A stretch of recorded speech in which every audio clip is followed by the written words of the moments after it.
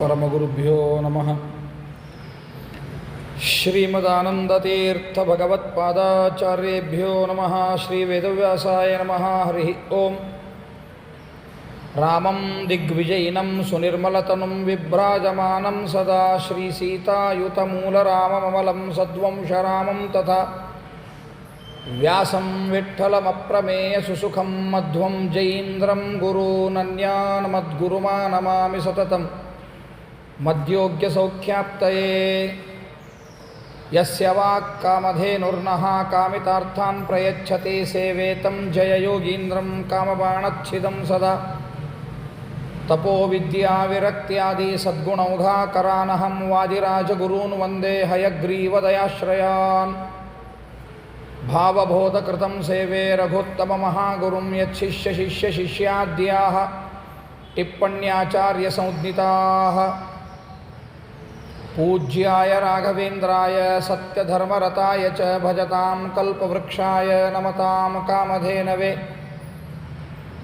नैवेद्यगविशं रामे वीक्ष तद्भुक्तिभाग्गुरुः यो दर्शयद्रविं रात्रौ सत्यबोधोऽस्तु मे मुदे। आसेतो रातुषारात्रेः योजिषो जितवान्मुहुः सत्यध्यानगुरुः पातु यतीन्द्रैरपि पूजितः। सत्याभिज्ञकराब्जोत्थान् पञ्चाशद्वर्षपूजकान् सत्यप्रमोदतीर्थार्यान् नौमिन्यायसुधारतान्। प्रमोदकरसञ्जातान् दुर्बोधारण्यपावकान् सत्यात्माख्यगुरून् वन्दे भक्त्या सज्ञानसिद्धये। हरिः ओं हरिः ओं हरिः ओं। वन्दे वन्दारुमन्दारं वृन्दावनविनोदिनं वृन्दावनकलानाथं पुरुषोत्तममद्भुतं नारायणं नमस्कृत्य नरं चैव नरोत्तमं देवीं सरस्वतीं व्यासं ततो ग्रन्थमुदीरये। हरिः ओं हरिः ओं हरिः ओं। ऋषयः ऊचुः नारायणो नरसको यदुवाच शुभं वचः नारदाय महाभाग तन्नो वद सविस्तरं। श्रीसूत उवाच नारायणवचो रम्यं श्रूयतां द्विजसत्तमः यदुक्तं नारदायै तत्प्रवक्ष्यामि यथाश्रुतम्। श्रीनारायण उवाच शृणु नारद वक्ष्यामि यदुक्तं हरिणा पुरा राज्ञे युधिष्ठिरायैव श्रीकृष्णेन महात्मना। ಅಧಿಕ ಮಾಸ ಮಹಾತ್ಮೆಯಲ್ಲಿ ನಿನ್ನೆಯ ದಿವಸ ಮಲಮಾಸ ಅಂತ ಕರೆಯಿಸಿಕೊಂಡಿರತಕ್ಕಂತಹ ಈ ಮಾಸ ಅದ್ಯಾಕೆ ಅಧಿಕ ಮಾಸ ಪುರುಷೋತ್ತಮ ಮಾಸ ಅಂತ ಕರೆಸಿಕೊಂಡಿತು, ಏನು ಅದರ ಸ್ವಾರಸ್ಯ? ಯಾರು ಈ ಅಧಿಕ ಮಾಸವನ್ನು ಅತ್ಯಂತ ಭಕ್ತಿ ಶ್ರದ್ಧಾಪೂರ್ವಕವಾಗಿ ಮಾಡ್ತಾರೋ ಅವರು ಸಕಲ ವಿಧದ ಅಪೇಕ್ಷೆಗಳನ್ನು ಈಡೇರಿಸಿಕೊಳ್ತಾರೆ. ಅಷ್ಟೇ ಅಲ್ಲ, ಜೊತೆಗೆ ಅವರಿಗೆ ಯಾವುದಾದರೂ ಅನಿಷ್ಟಗಳಿದ್ದರೆ ಅವು ನಿವಾರಣೆ ಆಗ್ತಾವ, ಸಕಲ ಅಭೀಷ್ಟಗಳು ಸಿಗುತ್ತಾವ, ಸಕಲ ಪಾಪಗಳು ಕೂಡ ನಿವಾರಣೆ ಆಗ್ತಾವನ್ನುವಂತಹ ವಿಷಯವನ್ನು ಏನು ನಿನ್ನೆ ದಿವಸ ತಿಳಿಸಿಕೊಟ್ಟಿದ್ದರೋ, ಯಾರಿಗೆ ಮಕ್ಕಳಾಗಿಲ್ಲ ಅಂಥವರಿಗೆ ಮಕ್ಕಳುಗಳು ಕೂಡ ಆಗ್ತಾವೆ, ವೈಧವ್ಯವೂ ಹೋಗ್ತದೆ. ಅಂತಹ ಶ್ರೇಷ್ಠವಾದ ಈ ಪುರುಷೋತ್ತಮ ಮಾಸದ ಕೇವಲ ಮಹಾತ್ಮ್ಯದ ಶ್ರವಣದಿಂದಲೇ ಸಿಗುತ್ತದೆ ಅಂದಾಗ ಇನ್ನು ಆಚರಣೆ ಮಾಡಿದರೆ ಅಧಿಕ ಮಾಸದ ಆಚರಣೆಯಿಂದ ಇನ್ನೆಂತಹ ಲಾಭ ಸಿಗಬೇಡ. ಹಾಗಾದರೆ ಈ ವಿಷಯವನ್ನು ಯಾರಿಗೆ ಹೇಳಿದರು? ಬದರಿಕಾಶ್ರಮಕ್ಕೆ ಹೋಗಿರತಕ್ಕಂತಹ ನಾರದರನ್ನು ಕುರಿತು ನಾರಾಯಣ ಹೇಳಿದ ಅಂತ ನಿನ್ನೆಯ ಪ್ರಸಂಗ. ನಾರಾಯಣ ಏನಂತ ಹೇಳಲಿಕ್ಕೆ ಪ್ರಾರಂಭ ಮಾಡಿದ?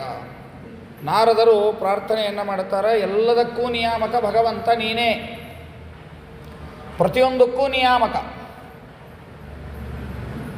ಇಂತಹ ನೀನು ಈ ಅಧಿಕ ಮಾಸದ ನಿಯಾಮಕನಾದೆಲ್ಲ ಅದು ಹೆಂಗಾದಿ ಅದನ್ನು ತಿಳಿಬೇಕು ಅಂತನ್ನುವ ವಿಚಾರ ನಾರದರಿಗೆ. ಜಗತ್ತಿಗೆ ಗೊತ್ತಾಗಬೇಕು, ಎಲ್ಲನೂ ಯಾಕಾದವು ಏನಾದವು ಅನ್ನೋದು ಜಗತ್ತಿಗೆ ಗೊತ್ತಾಗಬೇಕು ಅನ್ನೋ ಕಾರಣದಿಂದ ಈ ಪ್ರಶ್ನೆ. ಈ ರೀತಿಯಾಗಿ ಕೇಳಿದಾಗ ನಾರಾಯಣ ಹೇಳ್ತಾನ, ಅಪ್ಪ ನೀನೇನು ಪ್ರಶ್ನೆಯನ್ನು ಕೇಳಿದಿ, ಅಧಿಕ ಮಾಸ ಇದಕ್ಕೆ ಭಗವಂತನೇ ಯಾಕೆ ನಿಯಾಮಕನಾದ, ಪುರುಷೋತ್ತಮನೇ ಯಾಕೆ ನಿಯಾಮಕನಾದ ಅಂತ ನೀನೇನು ಪ್ರಶ್ನೆಯನ್ನು ಕೇಳಿದಿ, ಈ ಪ್ರಶ್ನೆಯನ್ನೇ ಹಿಂದೆ ಯುಧಿಷ್ಠಿರ ಕೇಳಿದ್ದ. ಆಗ ಶ್ರೀಕೃಷ್ಣ ಪರಮಾತ್ಮ ಏನು ಉತ್ತರ ಕೊಟ್ಟಿದ್ನೋ ಆ ಉತ್ತರವನ್ನು ನಾನು ನಿನಗೆ ಕೊಡ್ತೀನಿ ಅಂತ. ಯಾವ ಸಂದರ್ಭದಲ್ಲಿ ಈ ಪ್ರಸಂಗ ಒದಗಿ ಬಂತು ಅಂದರೆ, ಏಕದಾ ಧಾರ್ಮಿಕೋ ರಾಜ ಅಜಾತಶತ್ರು ಯುಧಿಷ್ಠಿರ ದ್ಯೂತೆ ಪರಾಜಿತೋ ದುಷ್ಟೈ. ದುಷ್ಟರಾದ ದುರ್ಯೋಧನಾದಿಗಳಿಂದ ಯಾವ ಸಂದರ್ಭದಲ್ಲಿ ಧರ್ಮರಾಜ ದ್ಯೂತದಲ್ಲಿ ಪರಾಜಿತನಾದನೋ ಆ ಸಂದರ್ಭದಲ್ಲಿ ಬಹಳ ಹಿಂಸೆಯನ್ನು ಮಾಡಿದರು.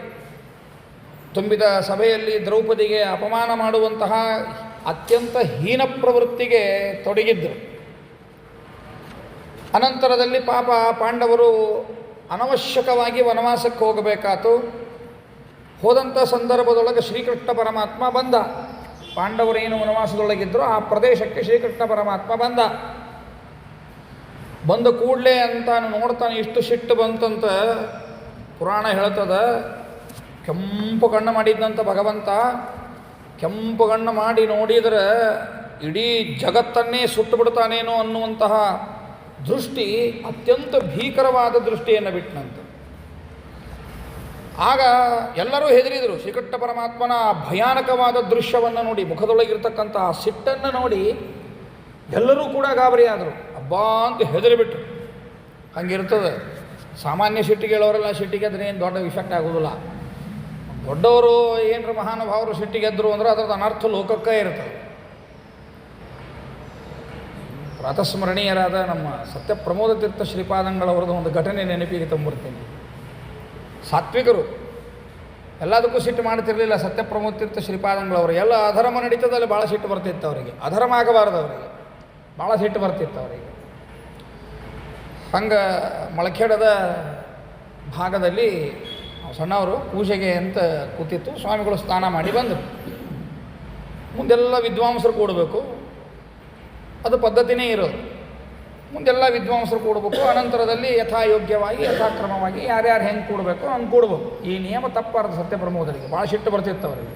ನಿಯಮ ತಪ್ಪಿದ್ರೆ ಮಾತ್ರ ಭಾಳ ಸಿಟ್ಟು ಬರ್ತಿತ್ತು ಅವರಿಗೆ. ಇವರೇನ ಏನು ನಾವೇನಲ್ಲ, ನಾವು ಸ್ನಾನ ಮಾಡೋದು, ನಾವು ಪಾಠಕ್ಕೆ ಹೋಗೋದ್ರು. ಇವು ರಿಟೈರ್ಡ್ ಆದಮೇಲೆ ಆಕಾರಂತ ಪುಲ್ಲಿಂಗನೂ ಅಲ್ಲ, ಶ್ರೀಪೂರ್ಣ ಬೋಧ ಗುರುತೀರ್ಥ ಪಯೋಬ್ಧಿಪಾರ ಅಂದಿರ್ತಾರೆ ಇವರು. ಅಟ್ಟಕ್ಕನ ಬಂದುಬಿಟ್ಟಿರ್ತದೆ. ಎಟ್ಟಂದ್ರೆ ನಾನು ಪಾಠಕ್ಕೆ ಹೋಗ್ತಿಲ್ಲ. ಮಕ್ಕಳ್ರೆ ನೀವು ಪಾಠಕ್ಕೆ ಹೋಗೋದಕ್ಕೂ ಅವ್ರು ಗುರುಕುಲದಾಗಿದ್ದು ಅಧ್ಯಯನ ಮಾಡಿ ಬಂದದ್ದಕ್ಕೂ ಬಹಳ ವ್ಯತ್ಯಾಸ ಇರ್ತದೆ. ಅಲ್ಲಿ ತಪಸ್ಸು ಇರ್ತದೆ, ಇಲ್ಲಿ ತಪಸ್ಸು ಇರೋಂಗಿಲ್ಲ, ಟೈಮ್ ಪಾಸಿಗೆ ಇರ್ತದೆ. ಪಾಠಕ್ಕೆ ಬರೋದು ಇಲ್ಲಿ ಅಂದರೆ ತಿಳಿಬೇಕು ಅನ್ನೋ ಉದ್ದೇಶಕ್ಕಿಂತಲೂ ಟೈಮ್ ಪಾಸ್ ಆದ ಉದ್ದೇಶ ಇರ್ತದೆ. ಮನೆಯಾಗಿದ್ದರೆ ಸೊಸೆ ಕಡೆ ಎಲ್ಲಿ ಬಯಸ್ಕೊಳ್ಳೋದು, ಹೆಂಡತಿ ಕಡೆ ಎಲ್ಲಿ ಬಯಸ್ಕೊಳ್ಳೋದು, ಬ್ಯಾಡ ಸರಿ ಅಂತ ಅಡ್ಡಾಡೋದು ಇರ್ತದೆ ಅಷ್ಟೇ ಹೊರತು ತಿಳ್ಕೊಳ್ಳಬೇಕು ನಾನು ವಿದ್ವಾಂಸನ ಆಗಬೇಕು ಅನ್ನುವಂತಹ ಕಳಕಳಿ ಇರುವುದಿಲ್ಲ. ಬಾಲ್ಯದೊಳಗೆ ಎಲ್ಲ ತ್ಯಾಗ ಮಾಡಿ ಹೋಗಿರ್ತಾರೆ ಪಾಪ. ಹೀಗಾಗಿ ಆ ವಿದ್ವಾಂಸರಿಗಿರ್ತಕ್ಕಂಥ ಒಂದು ಬೆಲೆ ಬೇರೆಯೇ ಇರ್ತದೆ. ಎಷ್ಟು ಜನ ಹೇಳಿದರು ಕೇಳಲೇ ಇಲ್ಲ. ಮತ್ತು ಹಂಗೆ ಇದ್ದರು. ಇವರು ಸ್ನಾನ ಮಾಡಿ ಬಂದರು. ಸ್ವಲ್ಪ ಹಿಂಗೆ ನೋಡಿದರು. ನೋಡಿ ಕೈಯಾಗಿದ್ದು ಗಿಂಡಿ ಹಿಂಗೆ ಬೀಸಿದ್ರೆ ಮುಂದೆ ಕೂತವರೆಲ್ಲ ಏನೇನಿದ್ರಲ್ರಿ ದಿಕ್ಕಪಾಲಿ ಓಡೋಗಿದ್ರು. ಎಲ್ಲೆಲ್ಲೋ ಓಡೋಗಿದ್ರು ಅವ್ರು. ಕಡಿಕ್ ಮತ್ತು ಆಮೇಲೆ ತಂದು ಹಿಂಗೆ ಕೂಡ್ರಿ ಅಂತ ಕೂಡಿಸಬೇಕಾದ. ದೊಡ್ಡವರು ಸಿಟ್ಟು ಮಾಡ್ಕೊಂಡ್ರು ಅಂದ್ರೆ ಯಾರನ್ನು ನೋಡಿ ಸಿಟ್ಟು ಮಾಡ್ಕೊಳ್ತಾರೆ ಅವರಿಗೆ ಅನಾಹುತ ಅನ್ನೋದೇನದ ಅದು ಫಿಕ್ಸ್ ಇರ್ತದೆ ಯಾವಾಗಲೂ. ಅದಕ್ಕೆ ದೊಡ್ಡವರ ಕೆಂಗಣ್ಣಿಗೆ ಯಾವತ್ತೂ ಗುರಿಯಾಗಬಾರದು. ದೊಡ್ಡವರು ಯಾವ ರೀತಿಯಾಗಿ ಹೇಳ್ತಾರೋ ಆ ರೀತಿಯಾಗಿ ಜೀವನದ ಕ್ರಮ ಇತ್ತು ಅಂದರೆ ಯಾವ ಸಮಸ್ಯೆಗಳೂ ಆಗುವುದಿಲ್ಲ. ಮಹಾನುಭಾವರಾದ ಮಹಾಸ್ವಾಮಿಗಳ ಒಂದು ಕೆಟ್ಟ ದೃಷ್ಟಿ ಬಿದ್ದರೇನೆ ಅನಾಹುತಗಳ ಬೇಕಾದಷ್ಟು ಜನರು ನೋಡೇವಿ. ಹೇಳೋದು ಬೇಡ ಅಂತ ಸುಂಬಿಟ್ಟಿರ್ತೇವೆ ಅಷ್ಟೇ. ದೊಡ್ಡ ಸ್ವಾಮಿಗಳಿಗೆ ಸತ್ಯಪ್ರಮೋದ ತೀರ್ಥ ಶ್ರೀಪಾದಂಗಳವರಿಗೆ ಹುತ್ತು ಸಹಕಾರ ಮಾತಾಡಿ ಬಾಯಿ ಕಳ್ಕೊಂಡವ್ರನ್ನೂ ನೋಡೇವಿ. ಒಲಿ ವಿಲಿ ವಿಲಿ ವಿಲಿ ವಿಲಿ ಒದ್ದಾಡಿ ಸತ್ತದ್ದನ್ನು ನೋಡೇವಿ. ಬೇಕಾದಷ್ಟು ಜನರನ್ನು ನೋಡೇವಿ. ಹೀಗಾಗಿ ದೊಡ್ಡವರನ್ನ ವಿರೋಧ ಕಟ್ಟಿಕೊಳ್ಳೋದೇನದೆ ಇದು ಯಾವತ್ತೂ ಒಳ್ಳೆಯದಲ್ಲವೇ ಅಲ್ಲ. ಅವರು ನಮ್ಮ ಬಗ್ಗೆ ಕೆಟ್ಟ ದೃಷ್ಟಿ ಯಾವತ್ತೂ ಬೀಳಬಾರ್ದು. ಅವ್ರ ದೃಷ್ಟಿ ಬಿದ್ದರೆ ಕರುಣಾ ದೃಷ್ಟಿ ಬೀಳಬೇಕು ಹೊರತು ಕೆಟ್ಟ ದೃಷ್ಟಿ ಬೀಳಲೇಬಾರದು. ಆ ರೀತಿಯಾದ ಜೀವನ ಇರಬೇಕು. ಪಾಂಡವರ ಜೀವನ ಕ್ರಮ ಹಾಗೇ ಇದೆ. ಯಾವತ್ತೂ ಶ್ರೀಕೃಷ್ಣ ಪರಮಾತ್ಮನ ವಿರುದ್ಧ ಒಂದು ಕ್ಷಣನೂ ನಡ್ಕೊಂಡಿಲ್ಲ. ತತ್ರಾಪಿ ಪಾಂಡವರ ಮಧ್ಯದಲ್ಲಿ ಭೀಮಸೇನ ದೇವರು, ವಾಯುದೇವರು, ಜೀವೋತ್ತಮರು ಯಾವತ್ತೂ ಯಾವ ಕ್ಷಣದೊಳಗೂ ಅಜ್ಞಾನದ ಲವಲೇಶ ಇಲ್ಲದ ಮಹಾನುಭಾವರು. ಶ್ರೀಕೃಷ್ಣ ಪರಮಾತ್ಮನ ದಾರಿಯನ್ನು ಕ್ಷಣ ಮಾತ್ರಕ್ಕೂ ಬಿಡದ ಮಹನೀಯರು ಭೀಮಸೇನ ದೇವರಿರುವಾಗ ಯಾರು ತಪ್ತಾರೋ, ಧರ್ಮರಾಜಾದಿಗಳೇನಾದರೂ ತಪ್ಪಿದರೆ ಕೈ ಹಿಡಿದು ತೀಡುವ ಭೀಮಸೇನ ದೇವರಿರುವಾಗ ಶ್ರೀಕೃಷ್ಣ ಪರಮಾತ್ಮನ ವಿರುದ್ಧ ನಡ್ಕೊಳ್ತಾರೋ ಅನ್ನುವಂತಹ ಪ್ರಸಂಗಕ್ಕೆ ಅವಕಾಶ ಇಲ್ಲವೇ ಇಲ್ಲ. ಆದರೂ ಶ್ರೀಕೃಷ್ಣ ಪರಮಾತ್ಮ ಸಿಟ್ಟಿಗೆದ್ದಾನೆ. ಅವ ಸಿಟ್ಟಿಗೆದ್ದದ್ದನ್ನು ನೋಡಿ ಧರ್ಮರಾಜನಿಗೆ ಹೆದರಿಕೆ ಬಂತು, ನಕುಲ ಸಹದೇವರಿಗೆ ಹೆದರಿಕೆ ಬಂತು, ಅರ್ಜುನನಿಗೂ ಹೆದರಿಕೆ ಬಂತು. ಅರ್ಜುನ ಅಂತಾನ, ಕೃಷ್ಣ ನೀ ಇಷ್ಟು ಸಿಟ್ಟಿಗೆದ್ದದ್ದನ್ನು ನೋಡಿದರೆ ಹೆಂಗೆ ಅನ್ನಿಸ್ತದಂದ್ರೆ ಇಡೀ ಜಗತ್ತು ಪ್ರಳಯವನ್ನು ಮಾಡ್ತಿ ಅಂತ ಅನ್ನಿಸ್ತದೆ. ಅಲ್ಲೋ ಮನ್ಯಾಗ ಸೊಳ್ಳಿ ಯಾವ ಅಂತಂದ್ರೆ ಸೊಳ್ಳಿ ಓಡಿಸ್ಬೇಕು ಹೊರತು ಮನೆಗೆ ಬೆಂಕಿ ಹಚ್ಚೋದಲ್ಲ ಅಂತಾನೆ. ಬ್ಯೂಟಿಫುಲ್ ಮಾರಲ್ ನೋಡ್ರಿ, ಅರ್ಜುನನ ಬಾಯಿ ಒಳಗೆ ಹೆಂಗೆ ಬರ್ತದೆ. ಮನ್ಯಾಗ ಸೊಳ್ಳೆ ಆಗ್ಯಾವ ಅಂತಂದ್ರೆ ಸೊಳ್ಳಿ ಓಡಿಸ್ಲಿಕ್ಕೆ ಏನು ಹಚ್ತೀರೋ ಹಚ್ಚಿರಿ ಅಷ್ಟೇ. ಗುಡ್ ನೈಟ್ ಹಚ್ತೀರೋ ಏನಾಗ ಅಲೌಟೋ ಏನೇನೋ ಅವಲ್ಲಿಗ ಅಂಥವು ಯಾವೇನು ಹಚ್ತೀರಿ. ಅದು ಹೋಗಲಿ ಸೊಳ್ಳೆ ಹೋಗಲಿ ಹೊರತು ಮನ್ಯಾಗ ಸೊಳ್ಳೆ ಭಾಳ ಅವರಿ ಮನೆಗೆ ಬೆಂಕಿ ಹಚ್ಚಿಬಿಡ್ತೀನಿ ಅಂತ ಬೆಂಕಿ ಹಚ್ತಾನೆ ಯಾವರ ಇಲ್ಲಲ್ಲ. ಮಶಕಾನ್ ಭಸ್ಮಸಾತ್ ಕರ್ತುಂ ಕೋವಾ ದಹತಿ ಮಂದಿರಂ. ಯಾರ ಮನೆಯನ್ನು ಸುಟ್ಟು ಹಾಕ್ತಾರೇನು? ಇಲ್ಲ. ಆದ್ದರಿಂದ ಕೃಷ್ಣ ನೀನು ಇಷ್ಟು ಸಿಟ್ಟಿಗೆದ್ದಿ ಅಂದ್ರೆ ಲೋಕವೇ ಪ್ರಳಯ ಆಗಿ ಹೋಗ್ತದೆ, ಪ್ರಪಂಚ ಸುಟ್ಟು ಹೋಗ್ತದೆ. ಆದ್ದರಿಂದ ದಯಮಾಡಿ ಬೇಡ ಭಗವಂತ, ನೀನು ಕೃಪಾದೃಷ್ಟಿಯನ್ನು ಹೊಂದು ಅಂತ ಕೈ ಮುಗಿದು ಪ್ರಾರ್ಥನೆಯನ್ನು ಮಾಡಲಿಕ್ಕೆ ಪ್ರಾರಂಭ ಮಾಡುತ್ತಾನೆ. ಯಾಕೆ ಇಷ್ಟು ಸಿಟ್ಟು ಹೇಳು ಅಂತ ಹೇಳಿದಾಗ ಶ್ರೀಕೃಷ್ಣ ಪರಮಾತ್ಮ ಹೇಳ್ತಾನೆ, ನಿಮ್ಮ್ಯಾಲ ಕೋಪ ಅಲ್ಲಪ್ಪ, ನಿಮ್ಮನ್ನು ಅನವಶ್ಯಕವಾಗಿ ವನವಾಸಕ್ಕೆ ಕಳಿಸಿ ತುಂಬಿದ ಸಭೆಯಲ್ಲಿ ದ್ರೌಪದಿ ದೇವಿಗೇನು ಅಪಮಾನ ಮಾಡ್ಯಾರಲ್ಲ ಆ ಧಾರ್ತರಾಷ್ಟ್ರರು, ಅವರ ಮೇಲೆ ತುಂಬ ಕೋಪ ಅದ, ಅವರನ್ನು ನಾಶ ಮಾಡೋದು ಹೊರತು ಬಿಡುವುದಿಲ್ಲ ನಾನು ಅಂತ ಶ್ರೀಕೃಷ್ಣ ಪರಮಾತ್ಮ ಹೇಳ್ತಾನೆ. ಅಂದರೆ ಪಾಂಡವರ ಮೇಲೆ ಎಷ್ಟು ಪ್ರೀತಿ ಇತ್ತು, ಅನ್ಯಾಯ ಅಕ್ರಮ ಕೆಲಸಗಳನ್ನೇ ಮಾಡ್ತಾ ಇರತಕ್ಕಂತಹ ದುರ್ಯೋಧನಾದಿಗಳ ಮೇಲೆ ಎಷ್ಟು ಸಿಟ್ಟಿತ್ತು ಶ್ರೀಕೃಷ್ಣ ಪರಮಾತ್ಮನಿಗೆ ಅನ್ನೋದನ್ನು ಗಮನಿಸಬೇಕು ಈ ವಿಚಾರದಿಂದ. ಸರಿ, ಅನಂತರದಲ್ಲಿ ಅರ್ಜುನ ಪ್ರಾರ್ಥನೆಯನ್ನು ಮಾಡ್ತಾನೆ. ಕೃಷ್ಣ ಒಂದೇ ಒಂದು ನನಗೆ ಬಹಳ ಕುತೂಹಲ ಕೆರಳಿಕತ್ತದ. ಅನೇಕ ಪ್ರಶ್ನೆಗಳನ್ನು ಕೇಳಿದ. ಆ ಪ್ರಶ್ನೆಗಳೊಳಗೆ ಇದು ಒಂದು ಪ್ರಶ್ನೆ ಪ್ರಸಕ್ತವಾಗಿ ಪ್ರಶ್ನೆ ಇರೋದ್ರಿಂದ ಅದನ್ನು ಈ ಪುರಾಣದೊಳಗೆ ವಿಸ್ತಾರವಾಗಿ ಹೇಳುತ್ತಾರೆ. ಇಲ್ಲ, ಪ್ರತಿ ಕ್ಷಣ ಭಾಳ ಇಂಪಾರ್ಟೆಂಟ್ ಇದು. ಪ್ರತಿ ಕ್ಷಣ, ಪ್ರತಿ ನಿಮಿಷ, ಪ್ರತಿ ತಾಸು, ಪ್ರತಿ ದಿನ, ಪ್ರತಿ ಪಕ್ಷ, ಪ್ರತಿ ಮಾಸ, ಪ್ರತಿ ವರ್ಷ, ಆ ಎಲ್ಲ ಕಾಲಗಳಿಗೂ ನೀನೇ ನಿಯಾಮಕನಾಗಿ ಒಂದೊಂದು ಹೆಸರಿನಿಂದ ಒಂದೊಂದು ಹೆಸರುಗಳಿಂದ ಎಲ್ಲಕ್ಕೂ ನಿಯಾಮಕನಾದ ನೀನು ಪುರುಷೋತ್ತಮ ಮಾಸ ಅಂತನ್ನೋದಕ್ಕೆ ಪುರುಷೋತ್ತಮನಾಗಿ ಹೆಂಗೆ ಬಂದಿ? ಈ ಸ್ವಲ್ಪ ಈ ಅಧಿಕ ಮಾಸದ ಬಗ್ಗೆ ತಿಳಿಬೇಕು ಅಂತ ಬಹಳ ಕುತೂಹಲ ಅದ, ನನಗದನ್ನು ತಿಳಿಸಿಕೊಡು. ಹೇಳ್ತಾರೆ, ಅದರೊಳಗೆ ಮಾಡಬಾರದು. ಈ ಅಧಿಕ ಮಾಸದೊಳಗೆ ಇವನು ಮಾಡಬಾರದ್ರಿ. ಪಿತೃಕಾರ್ಯಂ ದೇವಕಾರ್ಯಂ ತೀರ್ಥಯಾತ್ರಾ ವ್ರತಾಧಿಕಂ ಕ್ಷೌರಂ ಮೌಂಜಿ ವಿವಾಹೌಚ ವ್ರತಂ ಕಾಮ್ಯೋಪವಾಸಕಂ ಮಲಿಂ ಮೃಚೆ ಸದಾ ತ್ಯಾಜ್ಯಂ ಗೃಹಸ್ಥೈಶ್ಚ ವಿಶೇಷತಃ. ಅಧಿಕ ಮಾಸ ಭಾಳ ಚಲೋ ಅದಂತ ತಿಳ್ಕೊಂಡು ಮುಂಜಿ ಮಾಡೋದು, ಅಥವಾ ಹೋಗ್ಬರೋಣ ನೋಡ್ರಿ ತೀರ್ಥಯಾತ್ರಕ್ಕೆ ಹೋಗೋಣಂತ. ಅಧಿಕಸ್ಯ ಅಧಿಕಂ ಫಲಂ, ತೀರ್ಥಯಾತ್ರಕ್ಕೆ ಹೋಗ್ಬರೋಣ್ರಿ, ತೀರ್ಥಯಾತ್ರಕ್ಕೆ ಹೋಗಬಾರದು. ಇಲ್ಲೇ ಮನೆಯೊಳಗೆ ತೀರ್ಥ, ಅರ್ಥ ಆಯ್ತಾ ಇಲ್ಲೋ? ಎಲ್ಲ ಸತ್ಕರ್ಮಗಳನ್ನು ಮಾಡಿದರೂ ಕೆಲವು ಸತ್ಕರ್ಮಗಳನ್ನು ಮಾಡಬಾರದು. ಅಧಿಕ ಮಾಸದೊಳಗೆ ವಿವಾಹ ಮಾಡಬಾರದು, ನೂತನ ಗೃಹ ಪ್ರವೇಶವನ್ನು ಮಾಡಬಾರದು, ಮುಂಜುವಿ ಮಾಡಬಾರದು, ಉಪನಯನವನ್ನು ಮಾಡಬಾರದು, ತೀರ್ಥಯಾತ್ರೆಯನ್ನು ಮಾಡಬಾರದು, ವಿಶೇಷವಾಗಿರ್ತಕ್ಕಂತಹ ಶ್ರಾದ್ದವನ್ನು ಮಾಡಬಾರದು, ಪಿತೃಕಾರ್ಯಂ ದೇವಕಾರ್ಯಂ ಇವುಗಳನ್ನು ಮಾಡತಕ್ಕದ್ದಲ್ಲ. ಯಾಕೆ? ಇದು ಮಲಮಾಸ. ಈ ಮಲಮಾಸಕ್ಕೆ ಆ ರೀತಿಯಾಗಿ ಮಾಡಬಾರದು ಅಂತ ನಿಯಮ ಇರೋಣದರಿಂದ ಏನದು ಅದೆಲ್ಲ ನನಗೆ ವಿಚಾರವಾಗಿ ನೀ ನನಗೆ ತಿಳಿಸಿಕೊಡು ಅಂತ ಏನು ಪ್ರಶ್ನೆಯನ್ನು ಕೇಳಿದರೋ ಆಗ ಶ್ರೀಕೃಷ್ಣ ಪರಮಾತ್ಮ ಹೇಳ್ತಾನೆ ಧರ್ಮರಾಜನಿಗೆ, ಏನು ವಿಚಾರ ಮಾಡಬೇಡಪ್ಪ, ಪ್ರಸಂಗ ಏನದ ಆ ಪ್ರಸಂಗವನ್ನು ನಾನು ನಿನಗೆ ಹೇಳುತ್ತೇನೆ ಅಂತ ಹೇಳಿ, ಅಧಿಕ ಮಾಸದ ದೇವತೆ ಏನದ ಆ ದೇವತೆಯೇ ನನ್ನ ಕಡೆಗೆ ಬಂದು ಪ್ರಾರ್ಥನೆಯನ್ನು ಮಾಡಿತು. ವೈಕುಂಠದೊಳಗೆ ಇರುವಾಗ ಅಧಿಕ ಮಾಸದ ದೇವತೆ ಬಂದು ನನ್ನ ಹತ್ರ ಪ್ರಾರ್ಥನೆ ಮಾಡಿತು. ಇವತ್ತಿನ ಇಡೀ ಜಗತ್ತು ತಿಳಿಯಬೇಕಾಗಿರತಕ್ಕಂತಹ, ವಿಶೇಷವಾಗಿ ಯುವಕ ಯುವತಿಯರು ತಿಳಿಯಬೇಕಾಗಿರತಕ್ಕಂತಹ, ವಿಶೇಷವಾಗಿ ಇನ್ನೂ ವಿಶೇಷವಾಗಿ ಮಠದ ಭಕ್ತರೇನಿದ್ದಾರೋ, ಮಠದ ಶಿಷ್ಯರೇನಿದ್ದಾರೋ ಅವರೆಲ್ಲರೂ ಕೂಡ ತಿಳಿಯಲೇಬೇಕಾದ ಒಂದು ಸುಂದರವಾದ ಸಂದರ್ಭ ಇದು. ಹೇಳುವಾಗ ಅತ್ಯಂತ ಕಠಿಣವಾಗಿ ಹೇಳ್ತಾ ಇದ್ದೀವಿ ಅಂತ ಅನ್ನಿಸ್ತದೆ. ಅದರ ಪುರಾಣದಲ್ಲಿ ಏನದ ಅದನ್ನೇ ಚಾಚೂ ತಪ್ಪದೆ ಹೇಳಬೇಕಾಗ್ತದೆ. ಉದ್ದೇಶವು ಅದೇ ಇರುತ್ತದೆ. ಇದಕ್ಕೆ ಅಪವ್ಯಾಖ್ಯಾನ ಮಾಡತಕ್ಕಂತಹ ಪ್ರಸಂಗ ಇಲ್ಲ. ಅಪವ್ಯಾಖ್ಯಾನ ಏನಾದರೂ ಮಾಡಿದರೆ ಅದು ಅವರ ದೌರ್ಭಾಗ್ಯ ಅಂತ ಹೇಳಬೇಕೋ ಹೊರತು ಯಾವ ರೀತಿಯಾದ ನಡವಳಿಕೆ ಇರಬೇಕು, ದುಃಖ ಯಾವುದಕ್ಕೆ ಬರಬೇಕು, ಆಗಿನ ಕಾಲದ ಜನಗಳು ಯಾವುದಕ್ಕಾಗಿ ದುಃಖ ಪಡ್ತಿದ್ರು ಅನ್ನುವಂತಹ ಒಂದು ವಿಷಯ ಏನಿದೆ ಅದನ್ನು ತಿಳಿಯಲೇಬೇಕಾದ ಒಂದು ಘಟ್ಟ ಇದೆ. ಅಧಿಕ ಮಾಸದ ದೇವತೆ ಆವಾಗ ಅದಕ್ಕೆ ಮಲಮಾಸ ಅಂತ ಕರೀತಿದ್ರು. ಅಧಿಕ ಮಾಸ ಅಂತ ಆಮೇಲೆ ಹೆಸರು ಬಂತು. ಮೊದಕ್ಕದರ ಹೆಸರು ಮಲಮಾಸ ಅಂತ ಅದರ ಹೆಸರು. ಭಗವಂತನ ಕಡೆಗೆ ಬಂತು, ಪ್ರಾರ್ಥನೆಯನ್ನು ಮಾಡಲಿಕ್ಕೆ ಶುರು ಮಾಡ್ತು. ನೋಡು ಭಗವಂತ, ಐನಾಥ ಕೃಪಾ ನಿಧೆ ಹರೇ ನ ಕಥಂ ರಕ್ಷಸಿ ಮಾಂ ಇಹಾಗತಂ ಕೃಪಣಂ ಪ್ರಬಲೈರ್ನಿರಾಕೃತಂ ಮಲಮಾಸೇತ್ಯಭಿಧಾಂ ವಿಧಾಯ ಮೇ. ನನ್ನನ್ನು ಮಲಮಾಸ ಅಂತ ಕರೀತಾರಪ್ಪ. ಮಲಮಾಸ ಅಂತ ಯಾಕೆ ಕರೀತಾರೆ ಅಂದ್ರೆ ನನಗೆ ಯಾರೂ ಕೂಡ ನಿಯಾಮಕರು ಇಲ್ಲ, ನಾನೇ ಸ್ವತಂತ್ರ ಅಂತನ್ನುವಂತಹ ವಿಚಾರದೊಳಗಾಗಿಬಿಟ್ಟದ್ದು ಈಗಿದು. ಉಳಿದೆಲ್ಲ ಮಾಸಗಳಿಗೂ ಯಾವುದ್ಯಾವುದಕ್ಕೆ ಎಲ್ಲೆಲ್ಲಿ ತನಕ ಇದೆ, ಕ್ಷಣ ಲವ ಮುಹೂರ್ತಾಶ್ಚ ಪಕ್ಷ ಮಾಸ ದಿವ ನಿಶಂ ಸ್ವಾಮಿನಾಂ ಅಧಿಕಾರೈಹಿ ತೇ ಮೋದಂತೆ ನಿರ್ಭಯಾ ಸದಾ. ಬಹಳ ಸುಂದರವಾದ ಮಾತಿದೆ. ಪ್ರತಿಯೊಂದಕ್ಕೂ ನಿಯಾಮಕರಿದ್ದಾರೆ. ನಿಯಾಮಕರು ಇರಬೇಕು. ಸ್ವತಂತ್ರವಾಗಿರ್ತಕ್ಕಂತಹ ಸ್ವಚ್ಛಂದವಾದ ಜೀವನವನ್ನು ಮಾಡಕೂಡದು. ನಾವು ಯಾವುದಾದರೂ ಕರ್ಮಗಳನ್ನು ಮಾಡಲಿಕ್ಕತ್ರ ಅದಕ್ಕಾಗಿ ಅಂತ ನಿಯಮಿಸಲಿಕ್ಕಾಗಿ ಅಂತ ನಿಯಾಮಕರು ಇರಲೇಬೇಕು.